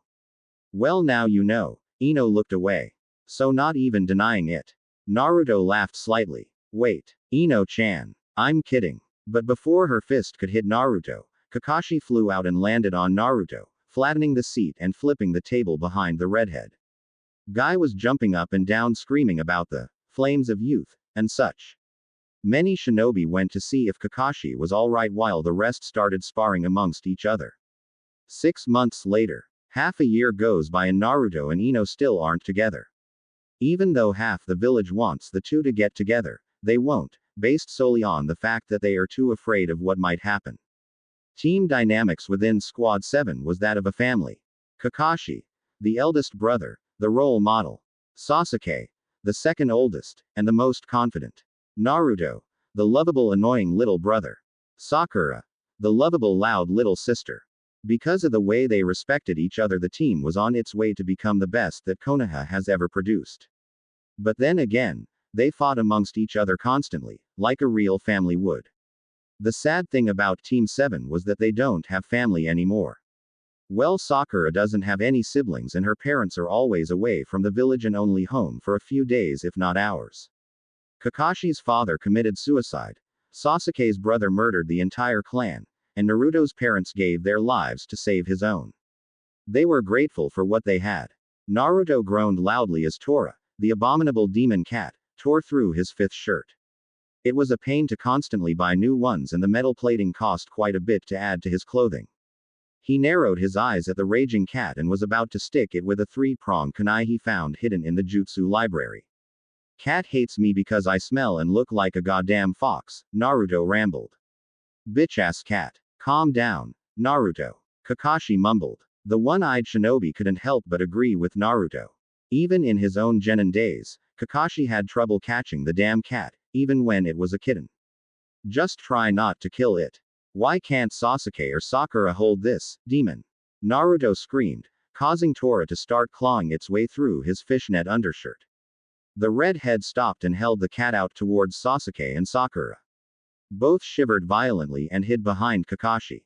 You already know why. Kakashi sighed. Sasuke needs therapy for what happened last time, all four shivered. And Tora apparently hates the color pink, even though I thought cats couldn't tell what color is. Sorry Ni-san. Sakura gave a small frown. Yeah, Naruto. Sasuke looked down. Wait, I know. Naruto threw the cat up into the air. The redhead shot out all 9 tails and wrapped them around the cat and encased it in such a way that it was like a furry cradle. Tora was trying its hardest to break free, but to no avail. Team 7 sighed happily when Naruto kept his tail length high above them. They walked up to the gate guards and nodded their heads and the slack-jawed Kotetsu and Izumo. They too had to catch the demon cat on many occasions. Each one was much worse than the previous. The two of them gave a wry laugh and started clapping when Naruto walked by.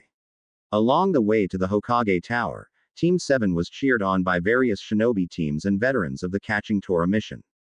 Naruto waved his tails around and showed people the feudal position that Tora was in.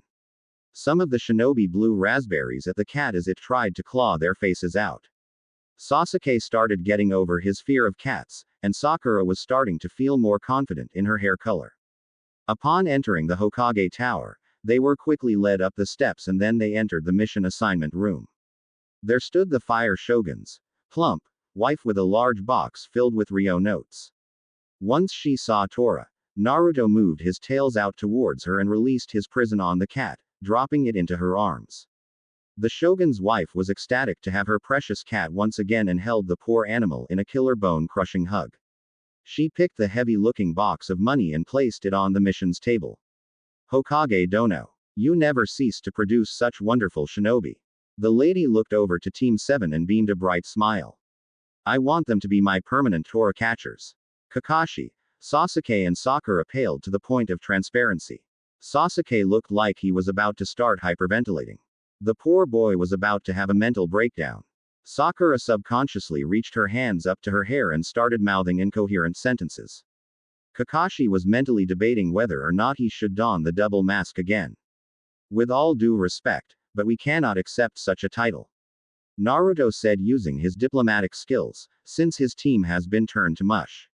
We would love to accept a mission like that, especially since the pay is quite large, but we are a team of shinobi. Naruto finished as he dropped down in a deep bow. His tail swishing softly behind him showing how calm he was. Oh, alright. I guess I can use a different team then. The shogun's wife frowned slightly. I have a suggestion though. A devious smile spread across his face. Hiruzen saw this and was about to start laughing. He isn't a shinobi yet, but when he becomes a genin you should request these 3. The lady pulled out a notepad and a pen and motioned for Naruto to continue. Moegi, Udon and Sarutobi Konohamaru. Oh thank you. Here is some extra pay Hokage Dono for having such respectful shinobi. The fat lady then left with probably the biggest smile drawn across her face. Hiruzen looked at Naruto and gave an approving nod. The other mission room attendants were snickering at the rest of Team 7. Naruto kicked Sasuke which brought him back to earth. He tapped Sakura, waking her from her stupor, and Naruto waved an Ika book in front of Kakashi awaking him as well. Well you know how the mission went Hokage-sama. Kakashi said as if what had just transpired didn't happen. We're ready for the next mission. Well we have washing dishes for a handless person, walking a legless dog, feeding a blind man. No. Sasuke squealed out like a fangirl. There was an awkward silence that echoed throughout the room. I mean, Sasuke cleared his throat. Team 7 as a whole has more potential for a C-ranked mission. You brats. Iruka shouted at the three kids. He went on to explain the chain of command. Genin was the lowest, then to Chunin, then to Junin. He explained that orders were orders. After a few minutes of talking, he realized that no one was listening to him. Naruto was talking to Kakashi about one of the chapters in the Lost Island edition. Sasuke was asking Sakura about proper skin and hair products to use. Sakura was asking him for fashion advice. Iruka looked around to see some of the shinobi attendants playing cards and building houses out of mission scrolls, like idiots. He then looked to see the Hokage asleep. Damn it. Iruka sat down slightly embarrassed. Hokage-sama. What's going on? Hiruzen looked around with sleepy eyes. I was listening. Anyway. Iruka. Fetch me a C-ranked mission scroll. Iruka nodded his head and left the Hokage's side to get the mission. Iruka fished through countless missions and picked one that seemed to be the simplest one. Iruka opened it and read over the details. Mission type. Escort. Client. Tazuna of the Land of Wave. Destination. Land of Wave. Duration. 2-3 weeks minimum. Objective. Protect the client from possible bandits and highwaymen on his way to Land of Waves, and protect him as he finishes his bridge. Rank. C. Iruka nodded his head and rolled the scroll back up and walked out to the main room and handed the Hokage the scroll. Hiruzen read over the mission parameters and nodded at the assessment and tossed Kakashi the scroll. The Junin read it through and gave a small impressed smile. He looked up to the Hokage and nodded his head. All right. Bring the client in. The door opened to reveal a scraggly old man with a jug of moonshine sake. Even at probably 10 feet distance, the team could smell the terrible odor of lingering alcohol and smoke. The old man did a quick look at his guardians for the duration of the next few weeks and heaved a heavy sigh. He did a double take on Naruto and his opinion on the team did a complete 180. I think I might actually live. Tazuna gave them all an approving nod. Meet me at the south gate in an hour. Naruto left the mission assignment room as soon as they were dismissed and charged home. Once he got to his compound, he pricked his palm and placed it against the door lock. The gate hissed before the complex seal matrix was undone and opened the gate. Once Naruto entered, the doors shut again and the seal matrices spread out and reactivated, locking the door shut. He ran up to his room and grabbed a few pairs of clothing. After that he went to the bathhouse and grabbed his toothbrush and toothpaste. He contemplated whether or not taking his hair gel, but chose not to bring it. He placed the required materials in his backpack and stripped to take a quick shower. The warmth washed over his tensed body and loosened his muscles, giving him a nice warm, yet cold feeling. He shivered in the shower, signifying that he was done. He grabbed a towel and messed with his hair and made kissing faces at himself. Hanging out with Sasuke for all these years has turned Naruto into a conceited closet pervert. The redhead shot out of the bathhouse with his backpack and his shirt halfway on. He ninja hopped across the compound and landed just in front of the armory. He laid his backpack down on the ground and fixed his shirt before entering the building. He opened the secret door to his library and took with him 10 of the weird 3-pronged kunai. He liked them for some strange reason. There were entire crates filled with them. But they were different than the 3 that were in glass display cases. While these kunai were literally just 3-pronged kunai, the ones on display had a parchment wrapped around the handle with an unrecognizable seal formula. Naruto filed that away for another time. He placed the kunai in his kunai pouch and headed out for one last pit stop. He checked his watch and sighed at the fact that he only had a few minutes left to go. He was pretty glad that the Yamanaka flower shop was on the main street of Konoha. He hurried off and entered the store in search of a certain blonde. When he saw her, he gave one foxy smile and walked up to her with a really rare flower behind his back. It was so rare that not even the Yamanakas had it. The only place that Naruto knew to get it was in his room's indoor garden. Hey Naruto-kun. Ino chirped. What brings you? No time to explain. I have to be at the South Gate in 5 minutes. But I couldn't wait, so here. He placed a purple rose on the counter in front of her and barged out of the store. From the back of the store, Ino's parents came out with a bag of fertilizer under each arm. Who was that Haim? Inoichi asked. Jay, just a friend. Ino had a large smile on her face as she examined the purple flower.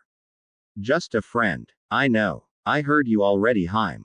With Naruto. He landed with his team 5 minutes after Kakashi showed up. Naruto saw the foreboding look that Kakashi sported and died a little on the inside from fear of what was to come. Kakashi loosened his look and sighed. Being late is my gimmick. Kakashi pointed to himself to stress the point being made. Get your own. Alright. Let's get going, shall we? Tazuna asked. Naruto was amazed by the scenery outside of the village walls. Not once has he been outside of the village. All of his missions leading up to this had been inside the village, and even rarely, to a smaller village a few yards away from the walls of Konoha. Another difference was that they were always to the north or the east. The southern part of the Land of Fire was a complete mystery to Eugenin. After nearly 7 hours of trekking through the forests of the Land of Fire, Naruto, despite his amazing stamina, was sweating bullets. Not from running or even walking, but it was the beating sun above them. It was summer in the Land of Fire. Not only that, but the redhead's attire consists of black and white, you guessed it, black. Naruto had just finished wiping sweat off of his brow, and then noticed it. The puddle of water sitting in the middle of the road. Naruto looked up to see no clouds in the sky. The first thought that came to mind was that it was a mirage, but when he looked back down, the puddle of water was still there. Naruto concentrated his nature chakra and sensed 2 unknown chakra signatures and 2 more almost half a mile away. The strange thing about the chakra that he sensed that was closer, was in the puddle in front of him. Normally when he'd sense people's chakra signature, he'd be able to see their body type and body structure, but it seemed that these 2 signatures were made from water. He looked to Kakashi, who looked to Sasuke, and Sasuke gave Sakura a subtle look. The entire team knew what was coming. As Naruto walked over the puddle, 2 men in rags rose from the puddle. Both of them had hitayates for the Hidden Mist village. On their right arms, instead of forearms, it was massive gauntlets. Naruto was caught by surprise, leaving Kakashi in their immediate vicinity. Suddenly, beneath the hands, a series of chains shot out from the gauntlets and wrapped around Kakashi. The 2 shinobi tore the man apart. But once they retracted the chains back into their gauntlets, the 2 froze. Their bodies were numb. Suddenly the 2 coughed up large amounts of blood, before collapsing into massive chunks of meat and bone. Tazuna nearly shit himself when the 2 shinobi exploded like that. Kakashi jumped down from a tree and clapped softly for his genin. This being your first C rank, I give you all a 10 out of 10 performance. Kakashi nodded his head. Sasuke. Naruto. Good thinking to instantly back up and protect Tazuna. Sakura. Excellent use of genjutsu. You had them kill each other. Poetic if you ask me. Kakashi then turned his attention to Tazuna. Those shinobi were after you. Weren't they? Kakashi said in a low tone. Yes. Tazuna looked away to avoid the Junin's killer gaze. Why didn't you pay for a higher rank mission? Kakashi asked. My team is only fresh out of the academy with no combat experience. Tazuna sighed and explained the situation of Wave to the team. The nation was sucked dry of its money and was struggling to keep afloat, especially with a businessman named Gado's monopoly placed on the country's shipping companies. The only way to free Wave from Gado's disgusting clutches was to build a bridge to disrupt the demand for shipping. Why ship things when you can cross a bridge? Gado knows that it would be bad business, so he hired shinobi to kill Tazuna, leaving the bridge builder in his current situation. Please, help my people. I beg of you. Tazuna pleaded to Kakashi. Yeah, Sasuke said. We need to get some experience, Yano. Sakura grunted in agreement. Definitely. A shinobi does missions to protect and help people, right? Naruto asked. So what makes this mission any different? Fine. But if it gets too hard, then we will turn back and go home. Understood. Kakashi said. The team was led through a network of tunnels and pathways that formed a complex maze meant to confuse Gado's more efficient goons. Already, Wave's resistance force had taken down a few of Gado's goons without any issue, but Gado seemed to have an infinite amount of power, money and resources to do whatever he wants, leaving the people of Wave in his control, even if it is unofficial. The team disembarked on the coast of the main island in the Land of Waves and made a cautious pace through the thick mist that had befallen the area during this time of the day. Naruto's senses were at an all-time paranoia. His chakra sensing ability was going haywire. The chakra signature that he had sensed from before is all around him.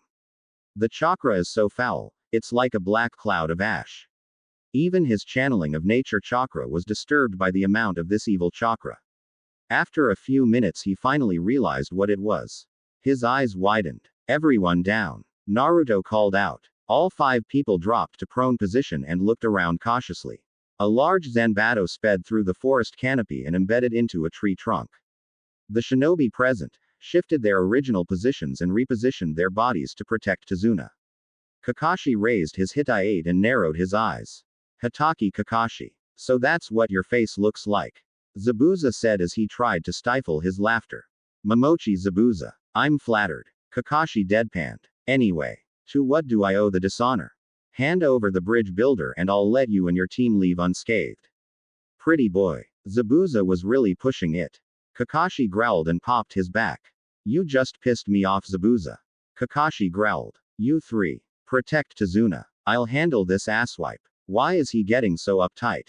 Sakura backed away slightly. It's like, oh Kami. What is it, Sakura? The Uchiha of the trio asked. I think I know why Kakashi wore masks. Sakura took a deep breath. He didn't want to be called a pretty boy. Really? Naruto snickered slightly. With Kakashi. Since you pissed me off, I think it's time to unleash the most powerful jutsu in my arsenal.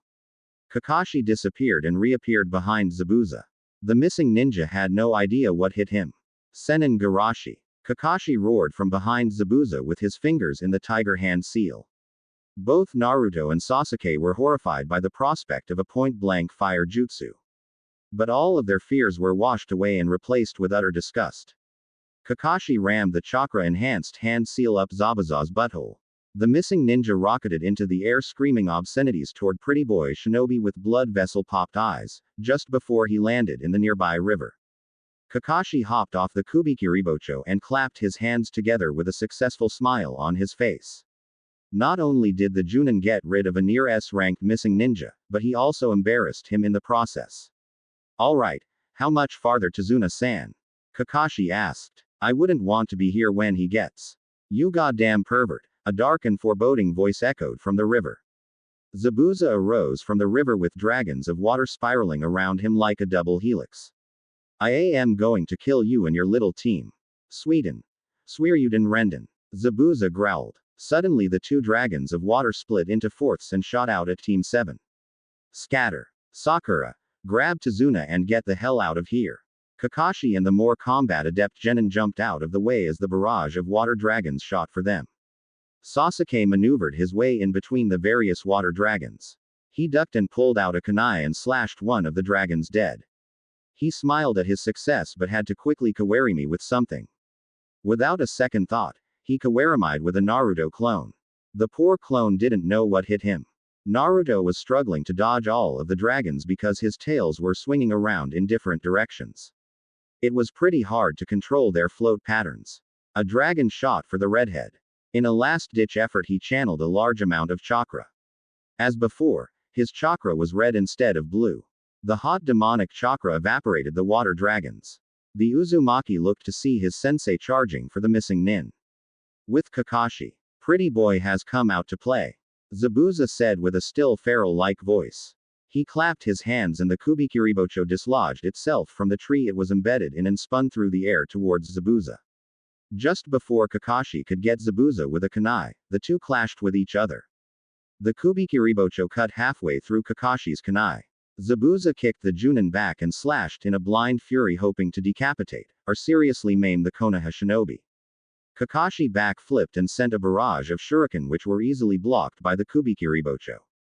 But that was only a distraction since Kakashi had rounded Zabuza's right flank as he finished his hand seal set. Sweden. Daibakufu no Jutsu. Suddenly, water from the river started swirling around Kakashi. After a few seconds of building up strength, the vortex shot out and forced Zabuza through the area, tearing up the landscape.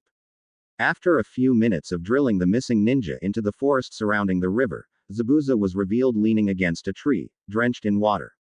Come on. Kakashi called out to his team. The Genin and Tazuna met up with Kakashi at the site where Zabuza laid barely conscious. He used the tree as leverage to help his to his feet.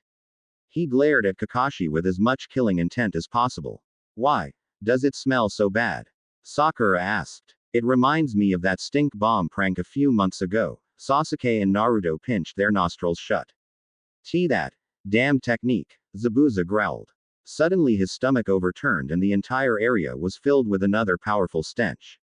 Zabuza turned red from embarrassment from under the bandages around his face. Kakashi held his right hand ready and chakra suddenly exploded out in the form of a Chidori. Sorry Zabuza. But no one calls me a pretty boy without facing the consequences, Kakashi sighed. I really don't want to kill you but since you will be a hindrance Kakashi's monologue was interrupted when two Senbon whizzed through the air and stuck Zabuza in his neck killing him. The Junin flinched when he heard the Senbon hit the Nuke Nin's neck. The Mist Ninja plopped down on the ground with his butt rubbing against the tree trunk. Suddenly, a Kiri Hunter ninja appeared and looked at the Konoha shinobi. Thank you for taking care of Zabuza. The Hunter Nin said. I'll dispose of his body elsewhere. They quickly disappeared leaving no trace of their existence. Kakashi sighed and lowered his Hitai-8 to cover his Sharingan eye. He nodded his head and looked back at his students and smiled right before he collapsed on top of Tazuna. Because of Kakashi's higher weight, he easily crushed Tazuna.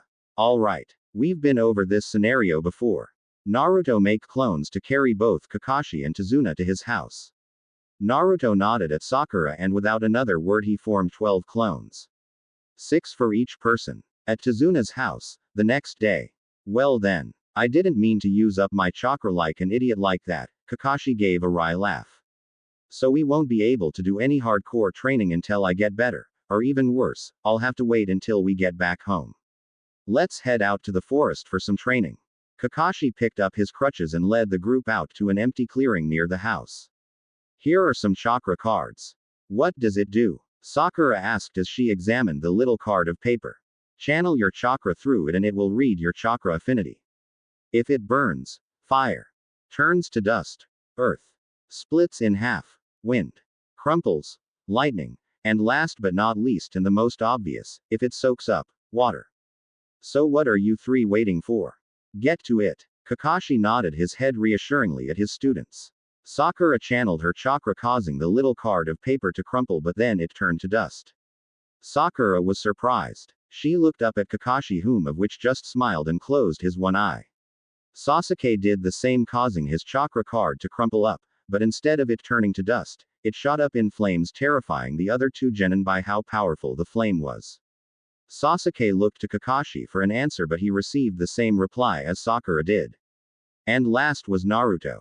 The redhead held his chakra card and channeled chakra through it causing the card to split in half. Shortly after the halves became soaked in water leaving him with two completely wet chakra cards. He raised an eyebrow and waited for Kakashi to give them an explanation. Kakashi though had a thinking expression and completely blocked out his students. Sakura, as your chakra card entails, you have affinities for earth and lightning. Look at the dust pile that was made. Do you see any traces of the chakra card left? After Kakashi received a no he nodded his head and continued. That means that your affinities are very strong for those two elements. Sasuke. We can see your little chakra card bonfire still burning. Sasuke nodded his head at it as it continued to burn. That means that your fire affinity is almost stronger than your lightning affinity. How strong is my affinity though? Sasuke asked. Look at how small the card is compared to what it once was. The card is no longer a card, but instead it's a ball no bigger than a few millimeters. Kakashi smiled. That is a really impressive strength towards any affinity.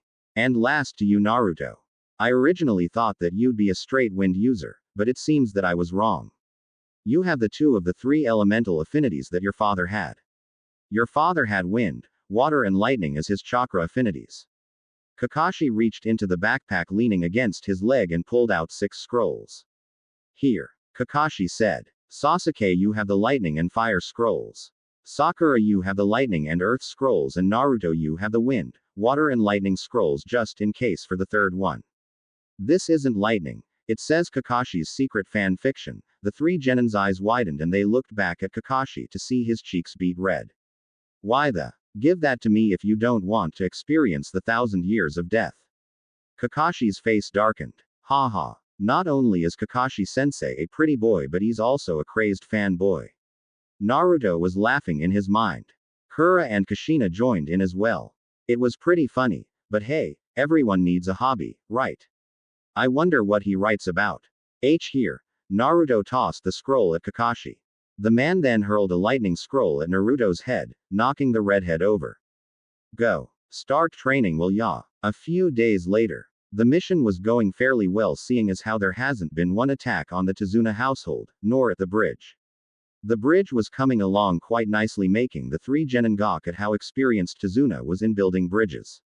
When the team first arrived in Wave, the bridge was nowhere near halfway completion, but in just a few short days, he was able to bring it to 2/3 completion.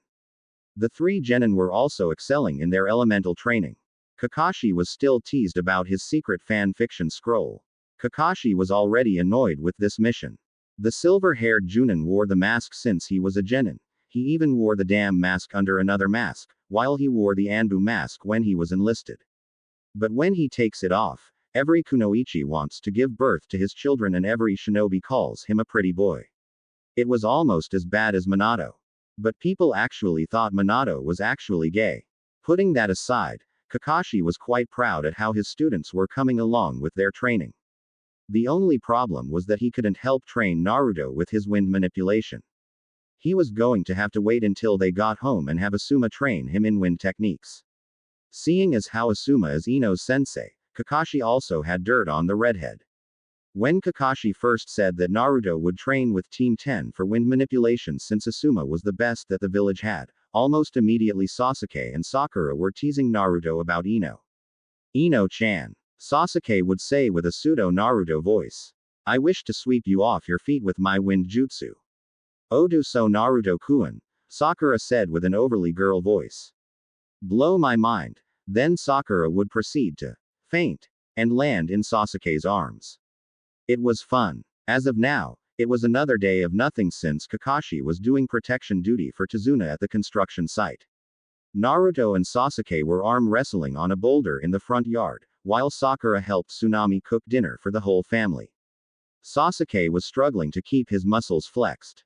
He was sweating bullets as he continued to strain his muscles against the stamina freak known as Uzumaki Namikaze Naruto. Naruto wasn't even sweating as he continued to keep their arm wrestle match at a stalemate. Naruto wasn't even struggling against the Uchiha. Grr. I can still kick, you're in a fight. Sasuke sent as much chakra as possible to his arm to force back Naruto's. Naruto smiled at Sasuke. The Uchiha started laughing as something started tickling his right armpit. His right arm just so happened to be the arm he used to wrestle with Naruto. He looked down, breaking his concentration to see Naruto's tail tickling his armpit. With his attention elsewhere, Naruto sent his red chakra into his arm and slammed Sasuke's hand into the boulder, smashing it into fourths. That was fun. A few hours later, it was nighttime and another peaceful day. But the dinner setting wasn't so peaceful. Tonight was the night that Tsunami's son, Inari, chose to finally come out and eat with everyone for dinner. The kid looked pissed off and seemed to have been crying. Naruto at first didn't care, but after a few minutes of awkward silence, Naruto chose to finally say something, but Inari beat him to it. Why do you even try? Inari mumbled. Heroes only die, so stop trying. Gato is going to kill all of you. Hey now. I don't. Naruto tried to be calm and nice about it, but Inari rudely interrupted him. Shut up. Inari shouted. My country's pain is worse than yours. You shinobi live behind those big walls, knowing no pain, completely safe. Hey. Naruto shouted back. His tails were swishing behind him, giving off a malicious aura, scaring everyone silent. Naruto's purple eyes glowed with a sinister luminescence. Who are you to tell us that we know no pain? Naruto's tail slashed around and shot his chair into a wall, shattering it to splinters. May I have permission, Sasuke? Go ahead. Sasuke looked away. Uchiha Sasuke. Remember that name. He had a family. No, he had a clan.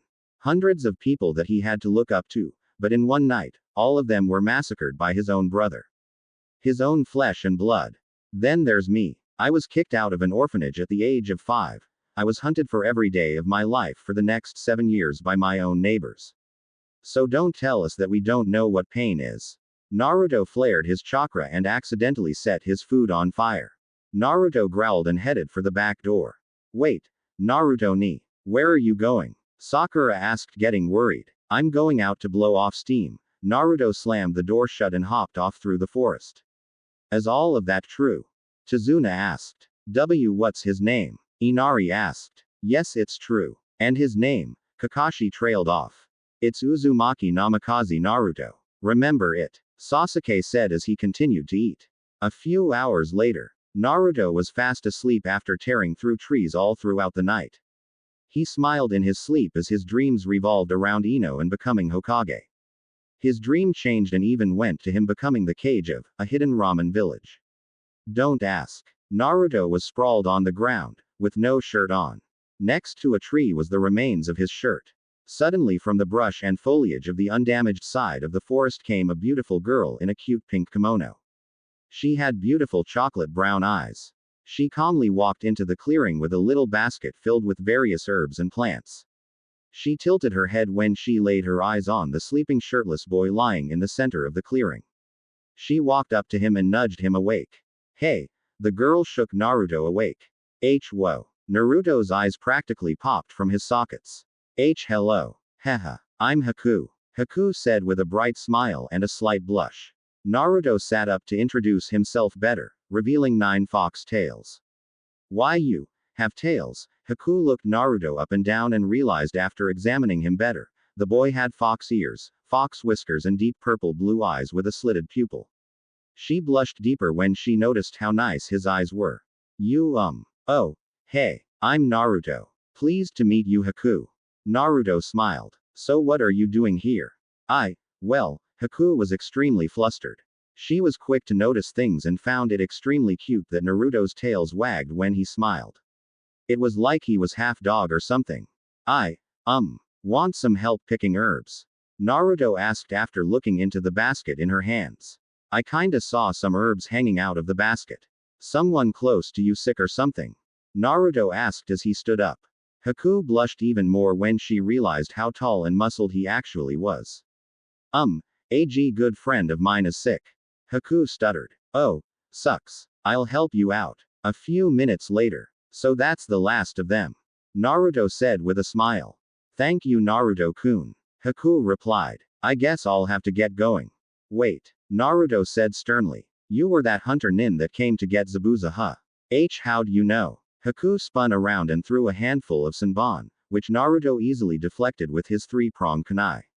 After the first moment of surprise, Naruto quickly closed the distance between them and held his kunai at her throat. Your scent. Naruto tapped his nose. You smell like snow. There's no way I can forget that smell. Haku was at a loss for words. Not only was Naruto barely a few centimeters from her face, but he caught her. I'm not going to kill you. Don't worry. Naruto sighed. I just want you to know that if we ever fight again, I won't hold back. Alright. Haku nodded her head while trying to fight off the crazy blush rising to her cheeks. But right now I really have to go. Be safe and good luck, Haku. A few days later, Naruto awoke to the sounds of breaking glass and overturning furniture. Naruto growled slightly and pushed himself out of bed. He trudged out of the room and headed for the stairwell that led to the first floor of the house. He took a deep breath and sighed, completely forgetting about the sounds of struggling from a few minutes before. Holy! I overslept. Naruto shouted out when he checked his watch. He charged back to his room and threw on his shirt and strapped on his kunai pouch and headed out to head off for the bridge. But there was a scream. Naruto stopped what he was doing and crouched down halfway down the stairs. He heard gasping and screaming, but he couldn't discern what was happening. He drew out a kunai and quietly tiptoed down the stairs. Once he stepped off the final step, he found that the curtains were draped and the lights were off. It was dark in the house, even though it was midday.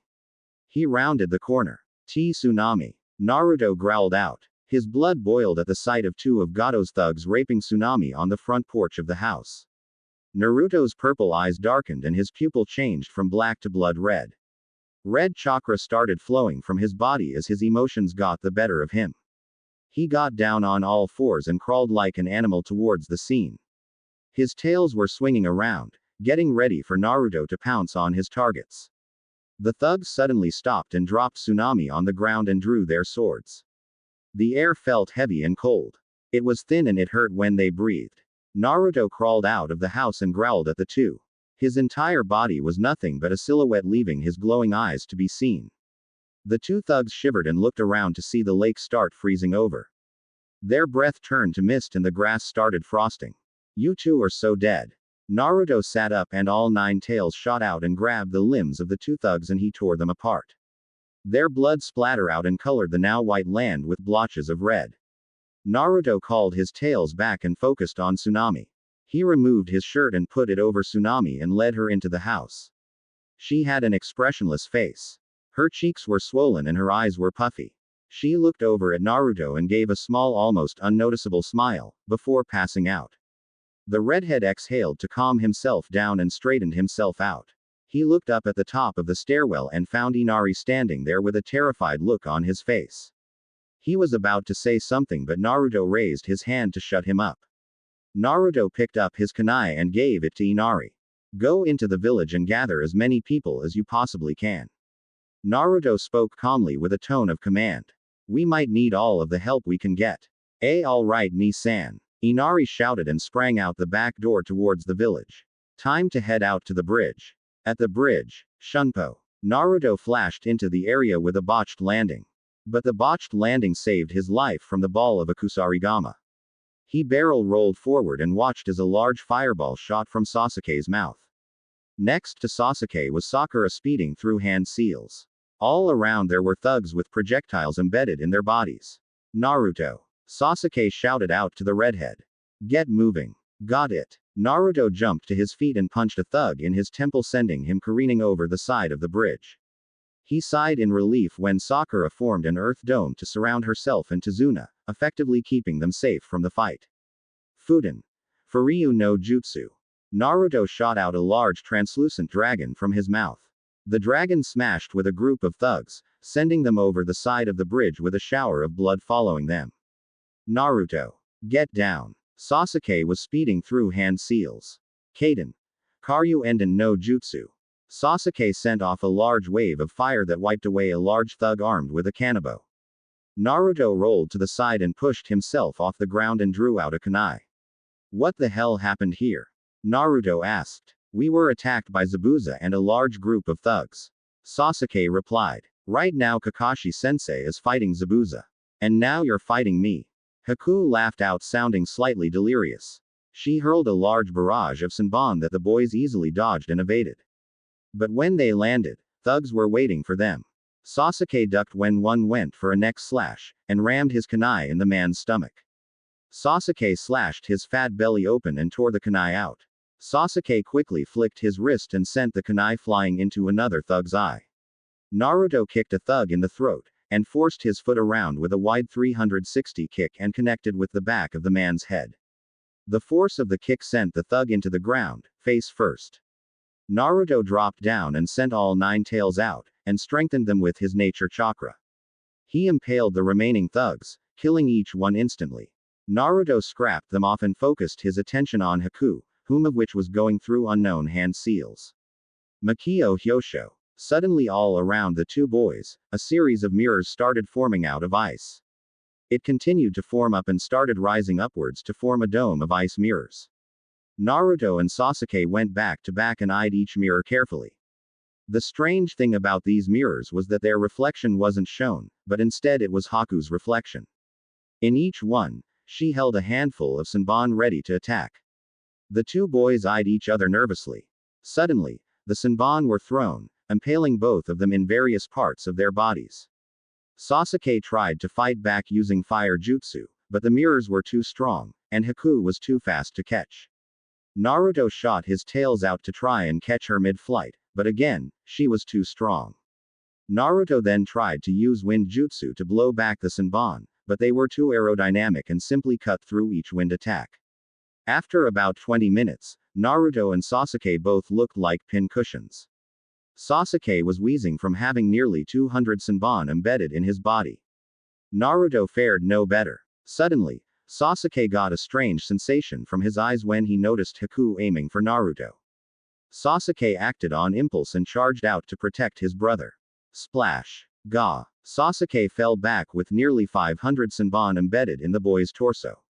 Sasuke coughed violently and gulped in pain. Naruto laid his head on his lap and looked at Sasuke with a horrified look on his face. Sasuke tried to give Naruto a reassuring smile, but failed when blood shot from his mouth and splashed on Naruto's fishnet undershirt. Sasuke. Naruto looked at the black-haired boy. Why? That's what brothers are for, right? Sasuke gave a painful laugh. Promise me that you'll become Hokage no matter what, and please tell Itachi that I forgive him. No. You'll be the one to tell him that. You're not going to die, Ni-san.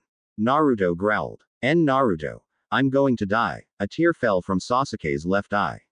At least I activated the Sharingan before Sasuke went limp. His head leaned over and fell off of Naruto's lap. No. Ni-san. Naruto howled, terrifying Haku and everyone on the bridge. Zabuza and Kakashi stopped their fight and looked through the large mist cloud surrounding the bridge and found a large dome made from what looked to be mirrors. Kakashi gulped nervously and looked back to Zabuza. Suddenly the mist formed by Zabuza started gathering to form water droplets. Because of this, the mist disappeared completely, revealing the rest of the bridge to be seen. Kakashi and Zabuza's eyes widened. The droplets were pulled violently by a powerful gust of wind. It was strong enough to pull both Junins off their feet and drag them 20 feet before they were able to grab onto something. Water from the ocean shot up and headed for the dome. Within the dome. I swear I'm going to kill you. Naruto's hair was waving wildly, covering his eyes, and his tails were swirling maliciously. He was covered in a blood-red aura of chakra, and surrounding him the center of the dome was a large vortex of water and wind.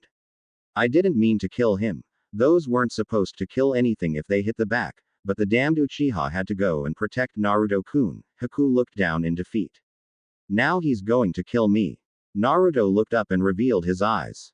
Haku gasped at the sight and blushed deeply from behind her mask. She was also too terrified to reach for another handful of senbon. Naruto's eyes were light purple with a mix of cerulean. His right eye had 3 dots in a triangle formation that surrounded his pupil, which was a circle. The triangle was pointed upwards, while in his left eye, which had the same pattern, the triangle was pointed down. Naruto then raised his arm, which Haku had just realized, was senbon free. Naruto at first had all 5 fingers extended out, which had no effect, but he brought back his pinky finger, sending in a barrage of little water vortexes, amplified by wind at the mirrors, slightly cracking them much to Haku's surprise. He closed his ring finger and shot 3 dragons formed from the build-up water vortex that surrounded him. The dragons collided with the mirrors, completely shattering a few and damaged the rest. It's time to finish this. Naruto shut his fist and jumped with the flowing vortex as it shot for Haku.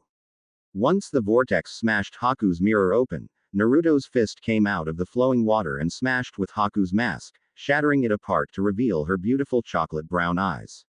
She looked at Naruto with a forlorn expression. She didn't dare to look up at Naruto. Haku, Naruto said with a crack in his voice. How could you? Naruto shouted. I owe my life to Zabuza. Even though I think of him as a father, I am nothing but a tool to be used, Haku said. Tool? Naruto asked, taken aback by the reply. I'm sorry, Naruto-kun, but I can't fail Zabuza-sama. The girl charged off for Zabuza. Naruto was surprised by her speed. He wasn't fast enough to stop Kakashi from ramming a Chidori in her chest. Naruto stopped dead in his tracks when he saw Kakashi's lightning cutter plow through her heart. No. Suddenly everything was being played back as if someone had pressed the rewind button on the TV remote. Everything was being reversed while Naruto seemed to be floating around to witness everything that had happened. It came to the point where he had just punched Haku, but it didn't stop there. It continued to reverse to the point that Naruto saw his Dujutsu for the first time. Then the vision stopped. Everything started clearing. I owe my life to Zabuza. Even though I think of him as a father, I am nothing but a tool to be used, Haku said. Naruto looked in confusion. But just before she could shoot off for Zabuza, Naruto quickly formed a shadow clone that grabbed Haku with his tails. Naruto gave her a quick nod before going through hand seals. Naruto took a deep breath. Kawarimi no Jutsu. Naruto disappeared and was replaced with Zabuza. Splash. Naruto. Kakashi screamed in surprise. His hand was inside Naruto's chest, instead of Zabuza's. What have you done? I couldn't let you kill them, Naruto gasped out. His hand moved Kakashi's arm just in time to make his sensei completely miss his heart. Naruto pushed Kakashi's hand from his chest and almost instantly, the wound healed. Kakashi looked at Naruto's eyes and saw Naruto's new eyes. Kakashi's jaw dropped and a slight smile started forming, even though he had just stabbed his student in the chest with a chidori. Naruto. Sasuke's voice rang in Naruto's fox ears. I'm alive. Holy, I'm alive. The earth dome that housed Sakura and Tazuna collapsed and Sakura quickly ran for Sasuke. Tazuna stayed with the other shinobi. Naruto and Kakashi coughed awkwardly at each other and walked toward the rest of the group on the bridge. Sasuke flinched when Haku got down on her knees to heal Sasuke. The pink-haired genin was nervous at first but didn't do anything. As that, Zabuza's voice cracked slightly. Is that the case me? Case me? Haku asked with wide eyes. Case me? Naruto asked, not even realizing that his dujutsu was still active. What's the case me? It's the wind eye. It is the dujutsu native to the Namikaze clan. Naruto's eyes went just as wide as Haku's. Naruto. The last two people on this planet other than you was your father and your grandfather. Then that means, this kid is the son of the Yondaime Ho. You piece of worthless shit. A loud grouchy voice sounded from the other side of the bridge. Since Naruto had sucked up all of the mist that surrounded the bridge, everyone had perfect view of who it was. It was a small man in a business suit, backed by a small army of thugs armed with various types of weaponry, ranging from katanas to spears and harpoons. I spent so much money on you, but for what? For you to fail. Zabuza glared at Gato. Oh, what are you going to do, huh? Glare me to death. Gato hollered. We outnumber you 20-1. Numbers mean nothing, you little prick. Naruto growled out. He looked to Zabuza and Haku. Don't worry. I'll handle this. I have a score to settle. Ha. The little red-headed kid is coming here with tails swinging behind him. What a freak. One of the thugs shouted. Yeah. Demon. Brat. Loser. Monster. Naruto took the insults in strides. He hadn't been called those names in almost 2 whole years. He clenched his fists and channeled his anger. He couldn't wait to kill them. He stopped just a good 10 feet away from Gato. The Kazemi was spiraling wildly, scaring a few thugs in the process. Naruto suddenly shot an invisible blast of wind that plowed through Gato's head. The midget's face was removed and a giant hole resided instead. Hey! One of the thugs shouted.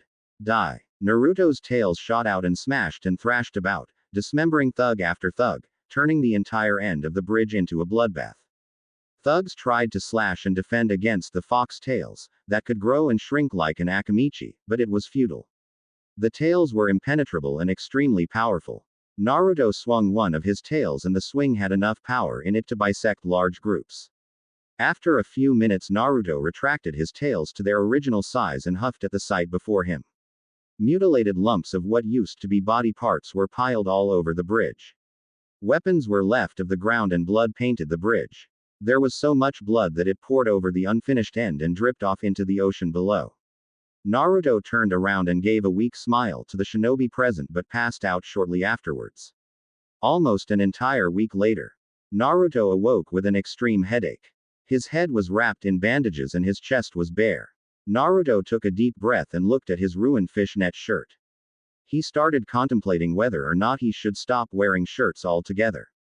That was his 20th fishnet undershirt that he had packed for the mission, and also the last one he had.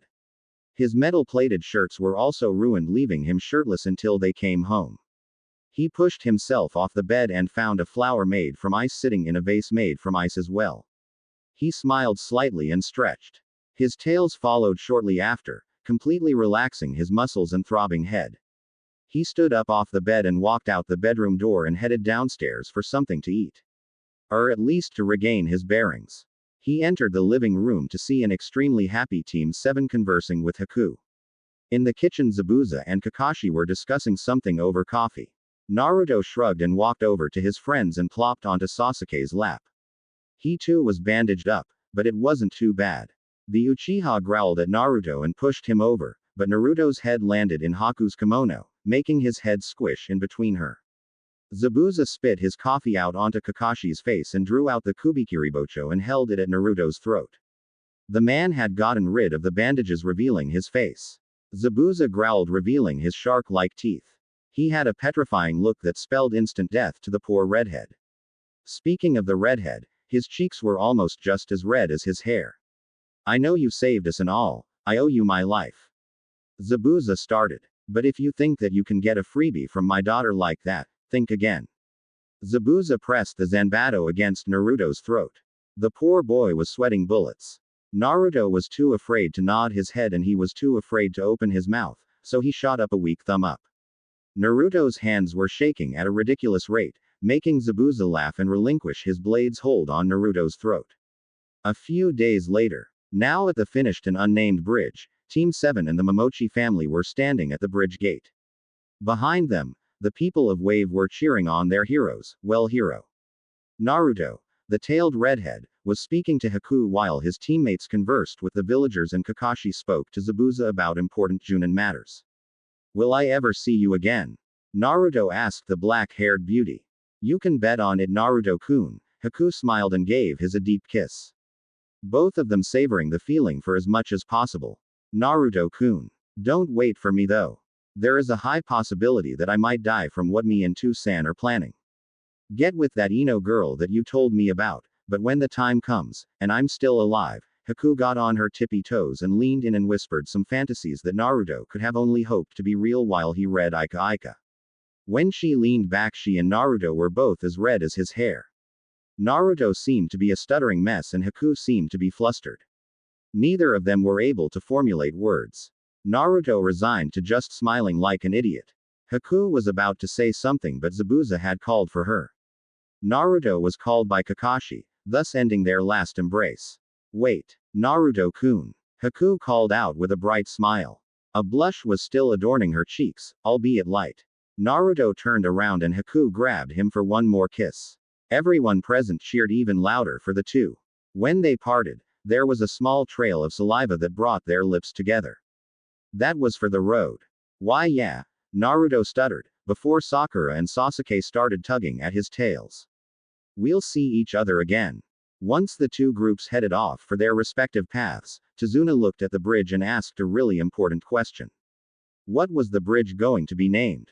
Many names were called out but one stuck the most. The name was proposed by Inari. The young boy was smiling for the first time since his father was publicly executed. He held the three-pronged kunai given to him by the hero of Wave. We'll name this bridge the Great Uzumaki Namikaze Bridge.